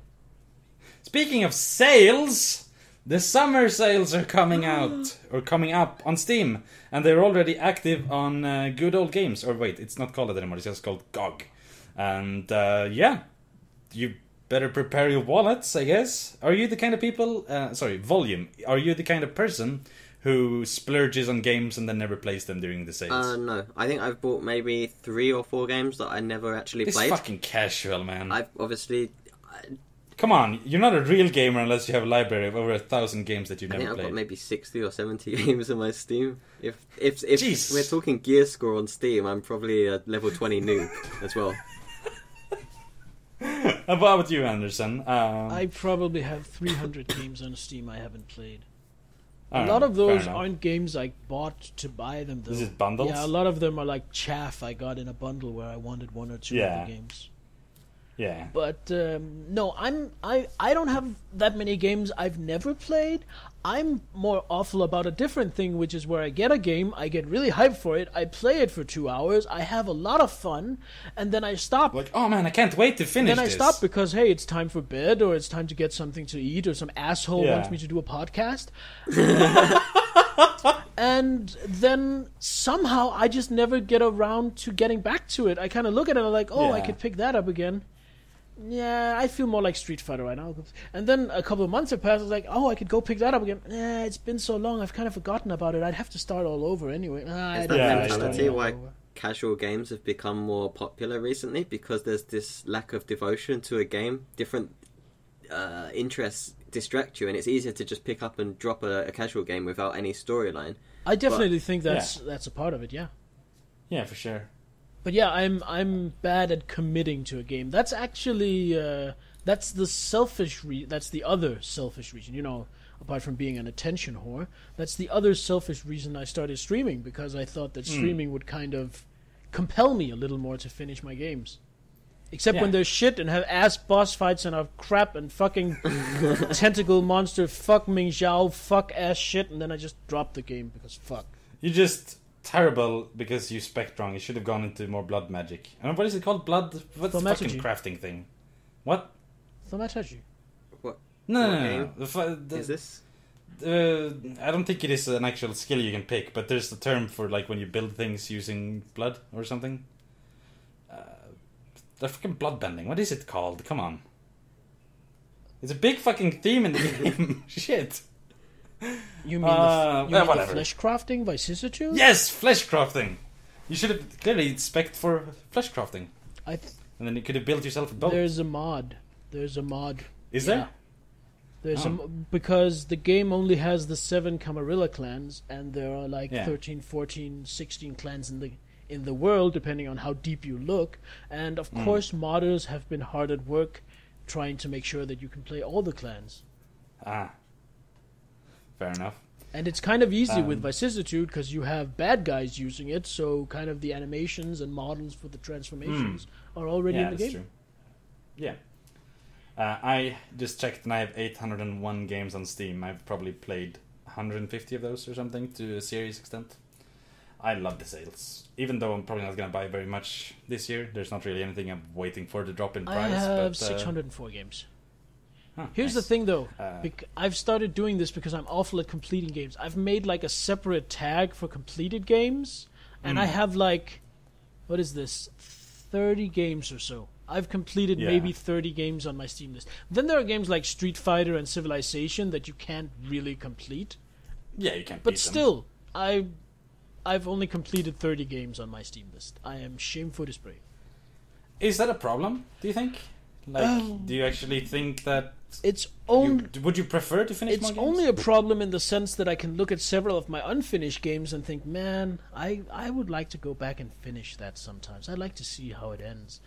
And also, I have a kind of, I guess, an autistic tendency that I will not pick up it's very rare that I can overcome this. Generally, I will not pick up a game if it has a predecessor I haven't played. Which is why I haven't installed Bioshock 2. I haven't installed Bioshock Infinite. I own them both, but I haven't finished Bioshock 1, so I can't. I have Dark Souls 2. I haven't installed it. I can't. I haven't finished Dark Souls 1.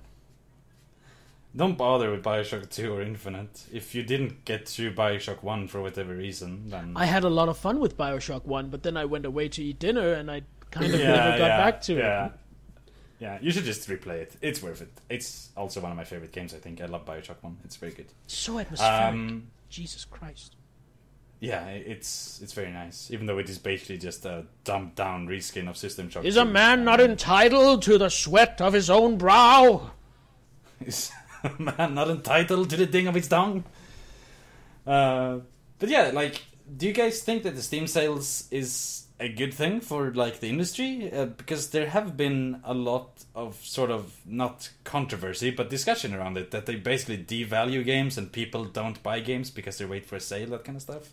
You mentioned earlier, Anderson, that you would maybe pick up Fallout 4 during a sale. That's kind of a bad example because you probably wouldn't pick it up if there wasn't a sale. But do you think there are games that you probably would buy if you didn't think there was a sale coming up? I think it swings both way. I mean, we've been on this before. I don't really follow it, so I don't really know a lot of games coming ahead of time, so I don't get very hyped for games. But if I'm hyped for a game, I mean, Shadow Warrior 2, I'm snatching, unless it's above €60, I'm snatching that up as soon as it hits. Street Fighter 5, I'm snatching that up as soon as it hits. So, yeah, those games are unaffected by Steam sales. Whereas a game like Fallout 4, they're getting a cheap sale from me instead of no sale ever because of the sale. Yeah. So it kind of swings both ways because I with my general game playing, games that I'm not hype or unhyped for, I am very much the guy who's like, nah, if it's not on a weekly deal or if it's not on a sale, I'll just wait till it's 75% off. Yeah, that's fair enough. What about you, I think it hurts the game when it's on sale at some point. This is obviously existing games that have been up for a while and then someone's interested in it. And then it goes off sale. And then someone looks at it and goes, well, it used to be €3, £, whatever you use, a couple of weeks ago. There's a strong loss aversion going on there, I think. Did that for Lethal League, actually, only recently. I wanted to buy it. It was 25% the cost that it was at the moment. And I was like, well, I really want the game. I just saw this, and it's an interesting game, but now it's 4 times the price, so I'll just wait. And I did. Yeah. I think maybe... I don't know if I'm just talking out my ass here, but I kind of have just a hunch that maybe it hurts small games more, because you're not as hyped for small games, you'd rather wait. Whereas big games, there's the hype train. We've been run over by the hype train, and our balls are stapled to the rails. Like the E3 games we talked about. It must be mine, and we'll just throw our money at the screens. Yeah. I don't know, I think it's definitely double-edged, because there's a lot of games I've bought just because they were like $1 or $2 that I would never buy at even $5, because it's just, I'm never going to play it, it's not worth it. But it's just $2, I mean, I might as well throw that towards the developer, whatever. So, yeah, I think that's... I don't know. Honestly, in my opinion, I think it's very positive because I'm basically pro-consumer. Fuck the developers. I mean, I'll pirate the game if I want to play it and I can't buy it or can't afford it or whatever because I'm a dick and that's just how it is. So if I can get a game cheap, then I'll fucking get it cheap. Fuck the developer. If I can justify piracy, then I can justify buying a cheap game, without caring about what effects it has on the industry.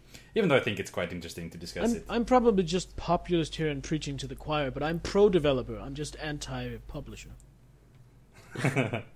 Speaking of developer, publisher, Steam and everything, recently Steam changed its policy and they now offer refunds, no questions asked.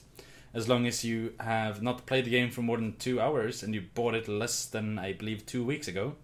Do you guys know about this? It reminds me of like the very, very old style when you used to be able to rent movies and then they brought in video games as well. You'd sort of rent the game and you'd complete it that night and give it back. And it's like you didn't buy the game, but you kind of cheated your way into getting it. Got full value still. Yeah, absolutely. And I think a lot of people are doing that sort of thing. I guess for the general thought of what they were trying to do was saying, well, you can play this game for a little bit.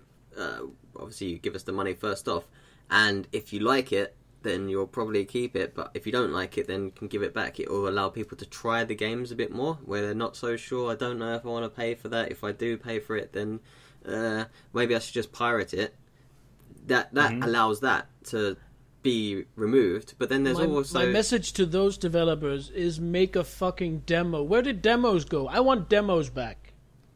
Demos, I read recently, terribly hurt sales of games. Really? Yes. It wasn't really an academic study, but it had like a pretty big sample size and everything, and like some developers basically talking about their experiences with it. And the ones that bothered to make demos, their sales suffered immensely. Basically because they lose impulse buyers. The people who would be kind of alright spending $40 on this game, and if it isn't all that great, then I'll kind of justify the purchase in my head because I spent $40 on it, I guess I'll play it. But if they have the demo first and they realize it's not all that great, they're not gonna do the impulse buying. I guess I'm kind of an idealist, because a lot of what you're saying hinges on when the game is not that great. What if they make games that aren't ass?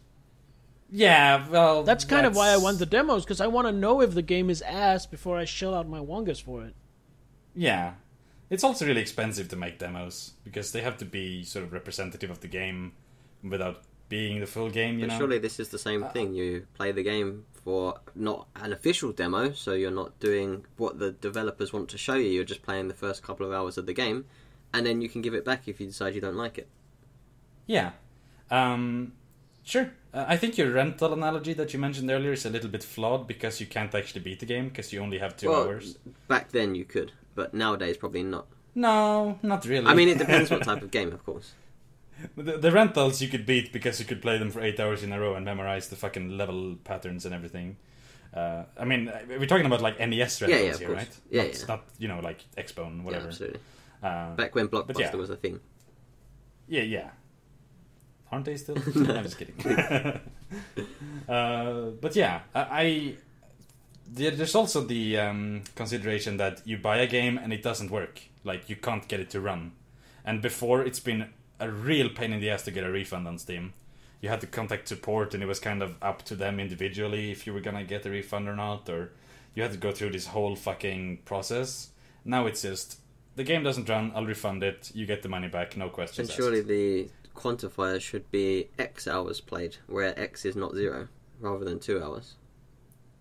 Well, because then, you know, you've booted up the game, it's managed to work, you're not playing the game, you can now not refund it because you've started playing the game. You've opened it as such. Yeah, but so you load up the main menu, Steam is now tracking you as playing the game, you click start new campaign and it crashes. Yeah, okay, I mean, I can understand that. Like, if there was bugs in the game in that regards, or the bugs in the installation. Yeah, or like, you play the game for a little bit, then you get to the second level, and there's an invisible wall in front of you, your character isn't moving anymore, you can't progress, the game is just broken. Yeah. And isn't it also kind of a bit of a safety against shovelware? Yes, it definitely is. Or as they're called nowadays, just asset flips. Because people buy like assets from the Unity store.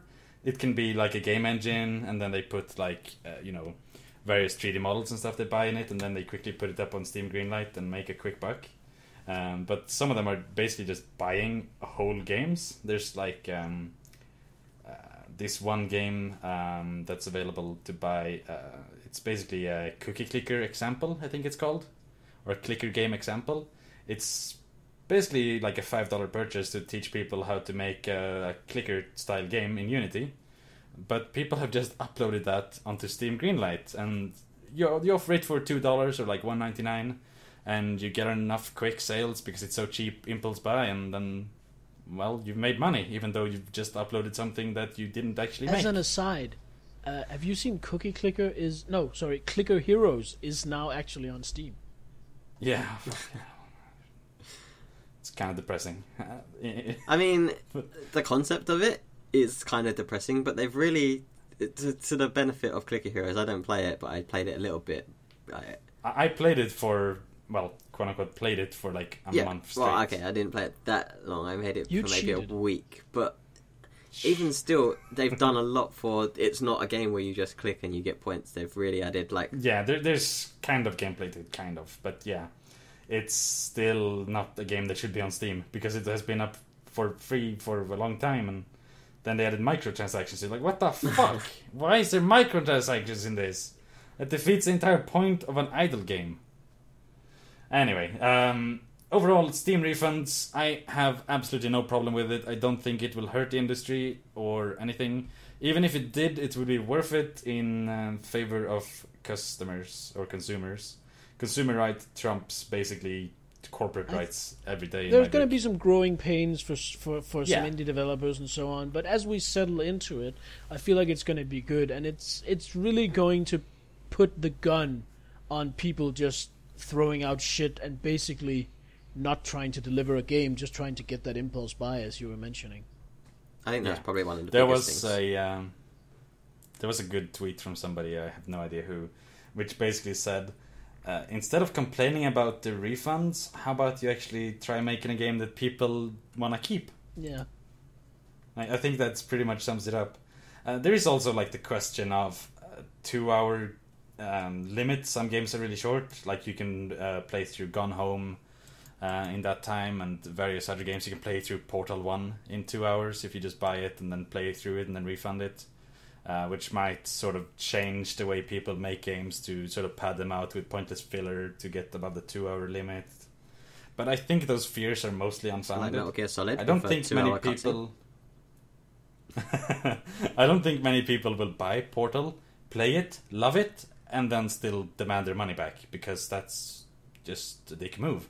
Well, I mean, there's always going to be those type of peoples, but... Yeah, but, I mean, those kind of people, they could just go on the Pirate Bay. Yeah, absolutely. Why, like, put in their pay details and go through the process and then wait 2 weeks for the fucking refund to go through? I mean, if it's easier, if they make piracy so awkward to do that you can just go on Steam and say, well, I'll download this, I've got the full copy of the game, I've got no messing around with keygens or anything like that, I just get the game and I know that I can guarantee get my money back, then... Yeah, fair enough. But again, it only applies to extremely short games. Yeah, absolutely. Yeah. Basically, if you download a game, it doesn't run, or you download the game, you play it, and you don't like it, you should be able to get your money back. If you're in a restaurant, and the fucking food you order is terrible, or, you know, you ordered a rare steak and you get this sort of grey, burnt mess on your plate, you can just demand not to pay it. So, I don't see why games should really be any different. I might actually start quote-unquote abusing this, because I am very, very heavy in favor of try before you buy. So if I'm tempted on a game, I might very well buy it, play it for an hour, and then decide if I'll refund it or play it. Yeah. Although, unfortunately, with the restaurant example, you can't ask for something else and then have a spit on Street Fighter 5. Yeah, unfortunately, you can't have anybody rub their balls against your new, like, filet mignon. That's true. Anyway, Volume, you brought a topic that you wish to discuss onto the show. Why don't you introduce it? Or do you feel uncomfortable? No, I can do it, absolutely. So, something that I've been playing in the last 6 months or so that I've always known about. Is it Hearthstone? Yeah, Hearthstone is amazing. I've always heard about it. It's been going on for ages. It's this long-term thing. But because of a certain topic, I never actually played it. And now that I am so glad I did. And that's Dungeons and Dragons. Fucking nerd! Wow. So, come on, Anderson, back me up here. Anybody who plays that shit is a big My nerd. first experience with Dungeons and Dragons was in 1992 when my cousin ran a small game for me. Did he touch you? It sounded like you were about to tell us that he touched you. My first experience with sexual assault was in 1992. Me and my cousin were in a dark room. He pulled out the Dungeons and Dragons handbook. But yeah, we all three of us here play D&D. Me and Anderson also run D&D. But that's not really a topic. So I don't know. To me, that kind of sounded like, we run the company. We run D&D. We run D&D. No, we run D&D campaigns or games for other players. I suppose, actually, maybe our listeners aren't massive nerds and they don't actually know what D&D is. Our listeners not massive nerds. That's cute. That's true. They're all useless faggots.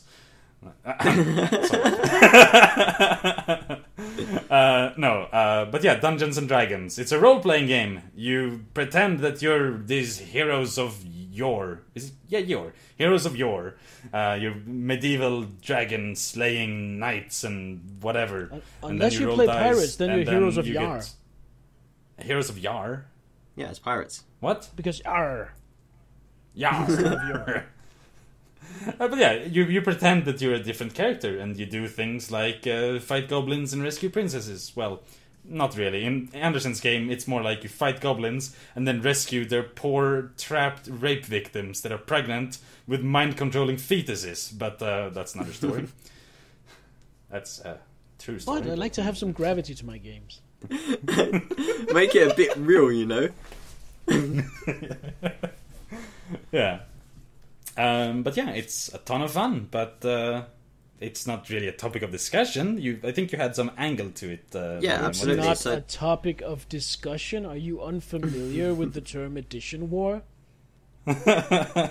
So yeah, I kind of hinted at it in terms of the topic. It's the reason I've never played it until half a year ago or so, and I think most of the reason for that was due to the heavy stigma attached to it. It's a nerd game for nerds, and only nerds play it, and if you play it, then you're a big nerd. Or Vin Diesel. Yeah, absolutely. But no, yeah, I definitely agree. I mean, it's more difficult to tell someone, or well, it would be if I wasn't as awesome as I am and as comfortable as I am, to tell somebody that you play D&D than it is to tell somebody that you play video games in general.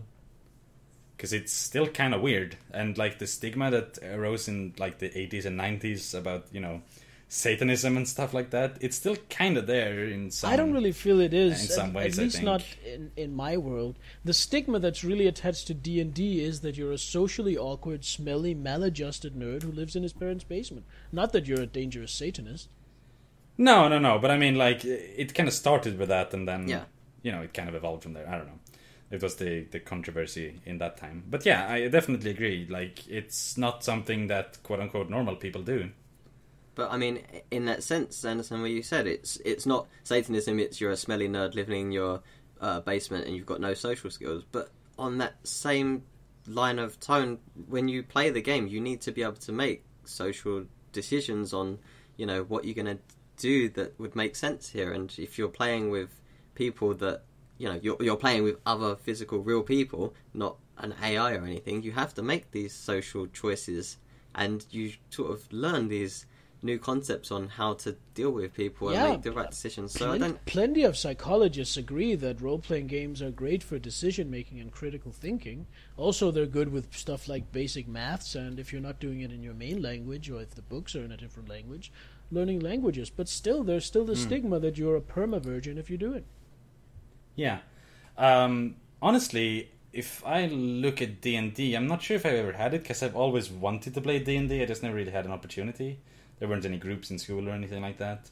But LARPing, to me, like, even though I know people who LARP, and I know it's a completely harmless hobby, and it actually looks kind of fun, maybe I'll try it someday, still, people who LARP, they seem to be, you know, the basement-dwelling perma-virgins. Like, what is wrong with these people dressing up and pretending to be different people? Lightning bolt. And I feel like that kind of the way that I view LARPers, many people just view D&D in general, like role-playing. See, the thing with LARPing, there are kind of two degrees of LARPing. There's combat LARP and non-combat LARP.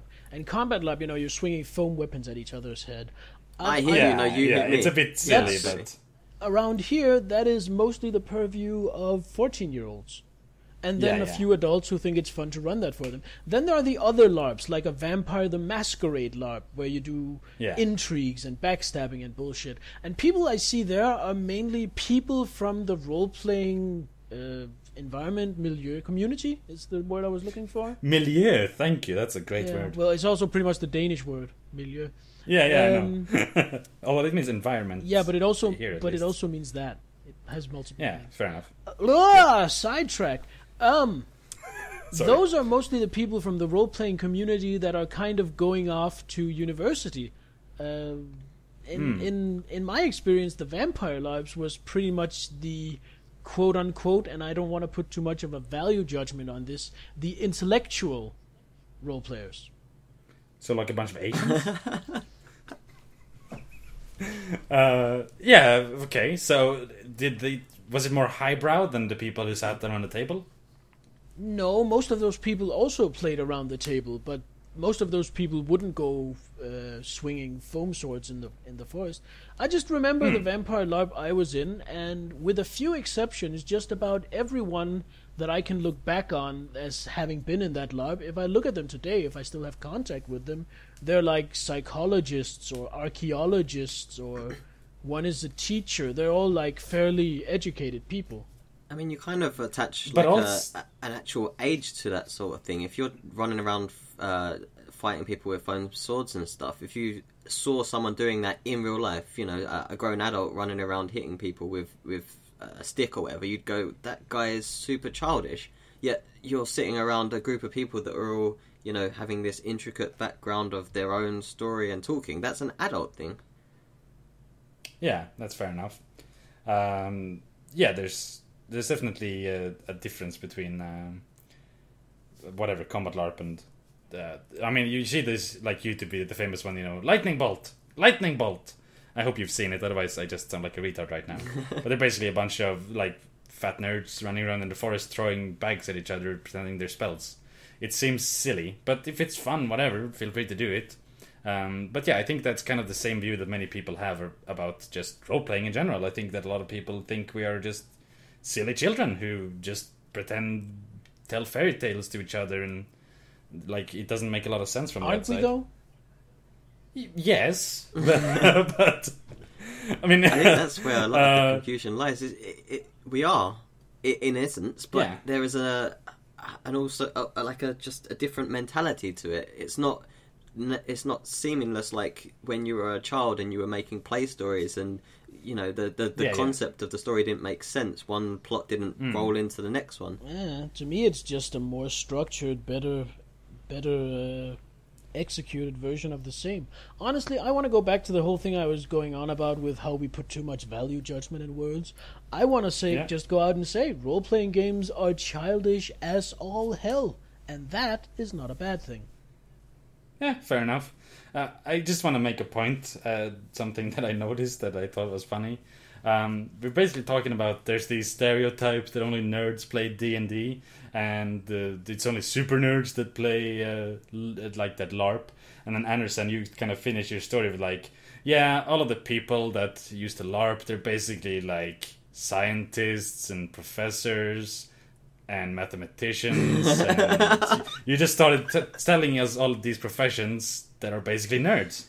Well, don't you think that being able to do fantastic stuff is more attractive to the nerd who can't actually do cool exploits in real life? Whereas the football geek, he already gets praise and vagina panties dropped in his face because he knows how to kick a piece of leather around. Are there other types of panties than vagina panties? The less awesome you are in real life, the more alluring it will often be to kind of escape into a make-believe world. I mean, that just seems like basic logic to me.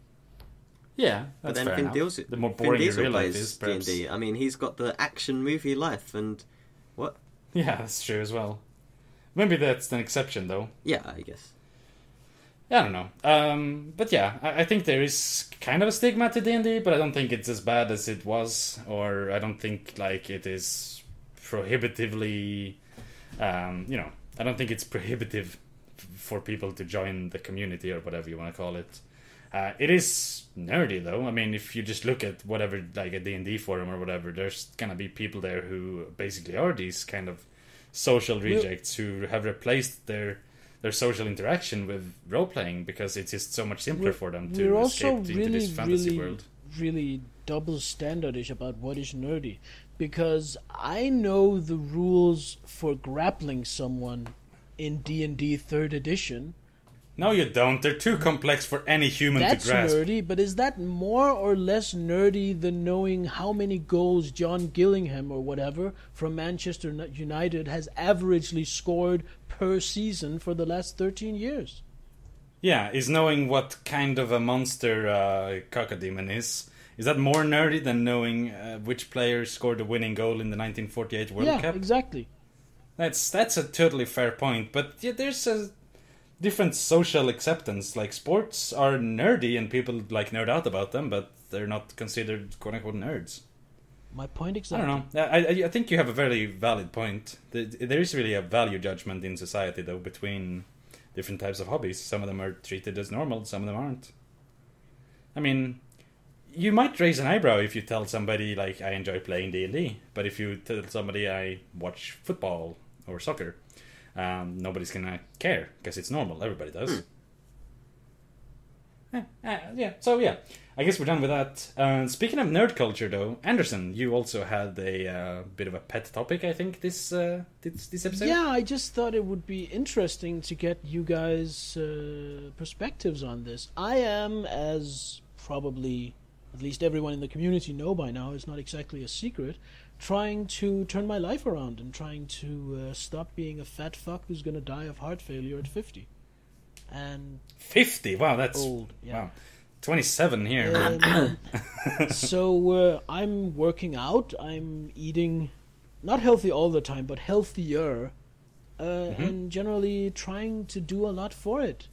And so basically, what you're saying is you're becoming a traitor. You're joining the jocks instead of the nerds. well, you put that very well, because my whole point is that there is kind of this feeling of betrayal, this kind of feeling that if you take care of yourself, if you're fit, then you're not a real nerd. I guess it's kind of the reverse of what we just had, that being nerdy about football isn't nerdy.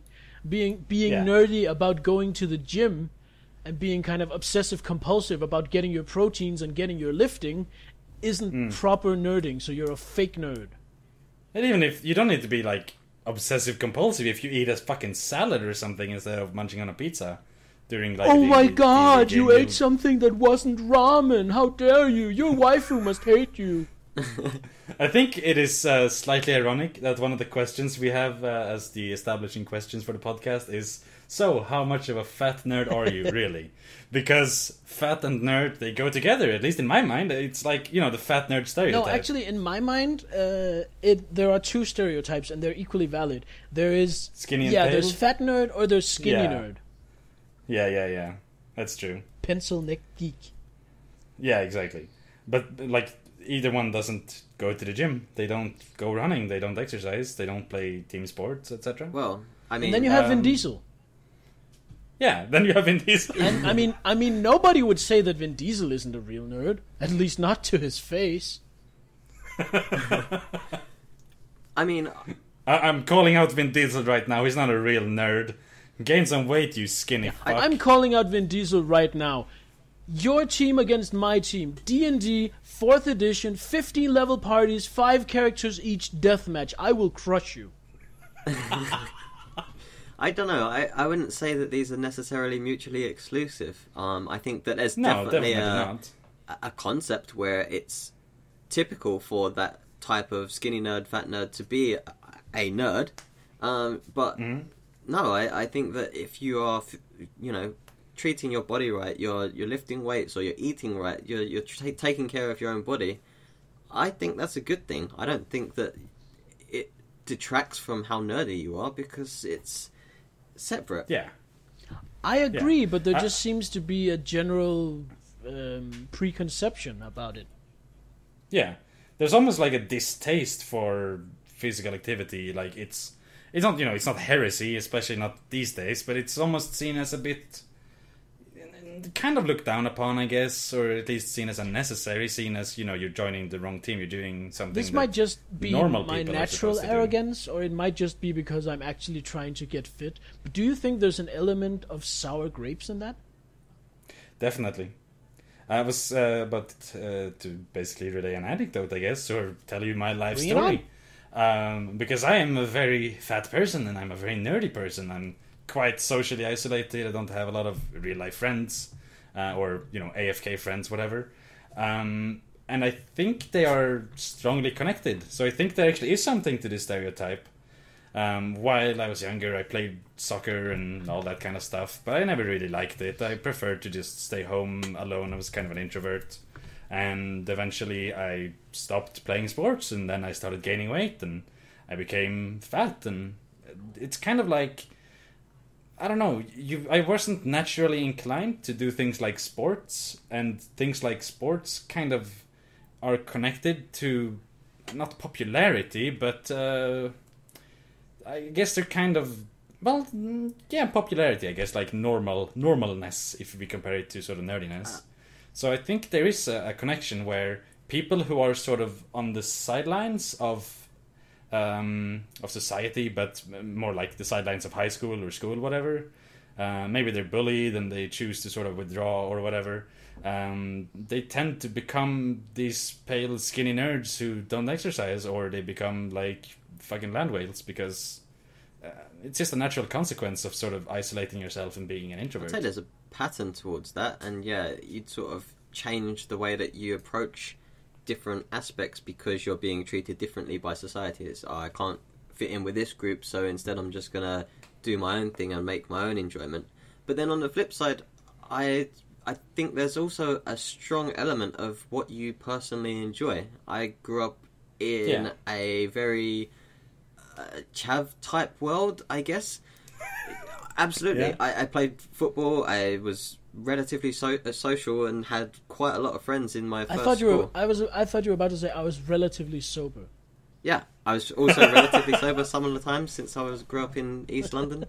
But I had that lifestyle. I wasn't sort of pandered out. I wasn't told that I couldn't join this group. I was one of the popular kids in primary school. And then when I went to secondary school, nothing really changed, but my interests started going towards computer games. I liked playing on games. I liked being by myself. I liked doing these types of things. And I still did swimming. I still did things that kept me active and, a sporty type person. But I had this interest that brought me into being a nerd.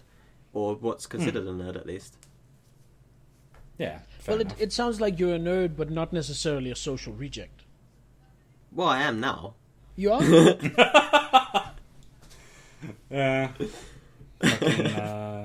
autismal loner nerds. I was thinking maybe the whole kind of rejection of fit nerds is maybe just focusing in on a small part of a larger thing, which is the rejection of quote-unquote normies. Yeah. I mean, depending on how deep inside the rabbit hole you go on this topic, like if you're talking about people, we joke about waifus. It's, at least for me, it's a joke. It's a funny thing because of like the implications of it and everything. It's fun to discuss. But we talk about people who actually have a waifu. They have this imaginary girlfriend from anime. They buy her figurines and her body pillow and pretend that she's their girlfriend. Don't say shit about Saber. Saber are shit. Yeah, like basically Saber those is type of worse people. than Hanako. I said it. Wow. that basically reject reality and society. Wait, what the fuck was I talking about? I think I might have been sussing my way towards an answer to my own problem.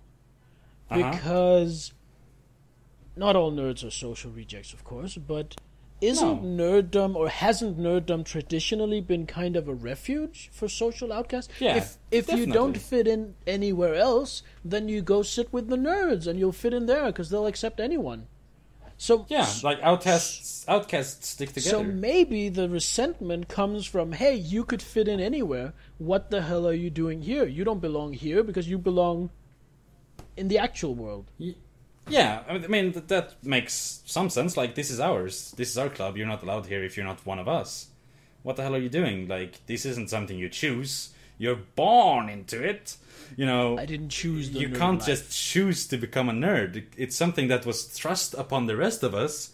So take your fucking normie ways out of But here. what about all those chick flicks where the main antagonist goes and sits with a nerdy guy instead of the jocks and hangs out with them, and then, they're making friends and they're all happy, but he should be with the jocks because he can, he came from that area. Yeah. But yeah, I think there is a lot to basically, maybe not learn, but there's interesting things to discuss there. But I also feel like we've kind of gotten to the bottom of it with Anderson's realization. There's more to talk about. Perhaps we should continue this in the comment section. Aha. If you're watching this on YouTube, feel free to leave a comment about this or anything else we've talked about. Actually, I'm gonna do a thing. This is something that is recommended that you do to increase viewer retention and viewer what's it called? Cooperation? No, Involvement. Viewer involvement. Sure. I'm going to ask a question. Ooh. So, audience, what are you excited for when it comes to E3? Is there any games you're looking forward to seeing? Please post them in the comments. Although you're likely going to listen to this after E3 has at least started. So let me know. Was there any disappointments this year? Was there anything that was surprising? Was there something revealed that you didn't expect? How hype are you goes for hard Half-Life 3? enough. Fuck off with Half-Life 3. If Half-Life 3... I'm gonna... Oh, no. No, it's not... No. Don't. I'm gonna no, I'm be sad. so happy if it just suddenly happens. Honestly, it would be awesome if Half-Life 3 just gets announced with no leaks, no teasers, no nothing. Just boom, Yeah. here it is. Now shut the fuck up and take it. No. It doesn't get announced. Yeah, it just gets. Oh, is that what you just said? one day, Yeah. it's just there in the Steam store. There's just a Steam news pop-up. Available now, Half-Life No, 3. not even. It's just one day. It's just in the Steam Yeah. store, and they just let word of mouth handle the rest. That would actually probably be the best way to handle it marketing wise, because that would just blow up. Yeah. Anyway, going back to wrapping this up. Feel free to leave comments below. Otherwise, you can tweet at me at dopefish_lives. Anderson is at Sir Anderson1. Yes. You can email me, dopelives@gmail.com. And yeah, anything we've discussed or anything else you thought about while listening to this, please share it and we might bring you up on the next podcast. The next podcast we will have Fate Weaver on as a guest. Oh, yes. Oh, you The should mods definitely and tune in for streamers that. of the Dopelives community, and an all-round cool guy. Yes, very cool guy. Or guys. We might discuss that. I'm not sure. That's a bit of a teaser there. You might figure out what I mean. But yeah. I have been Dopelives and I continue to be so, but that's something people say, like, I have been Dopelives. No, I have been Dopefish. Dopelives. And Dopelives. Lives. Well, you are whatever. Dopelives. And that has been... You have been who? The same I always am, your ever-loving and adorable Sir Anderson.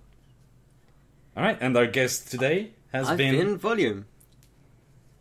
No, you have been Climbing Goat. Now you are Volume. I don't even know who I am anymore.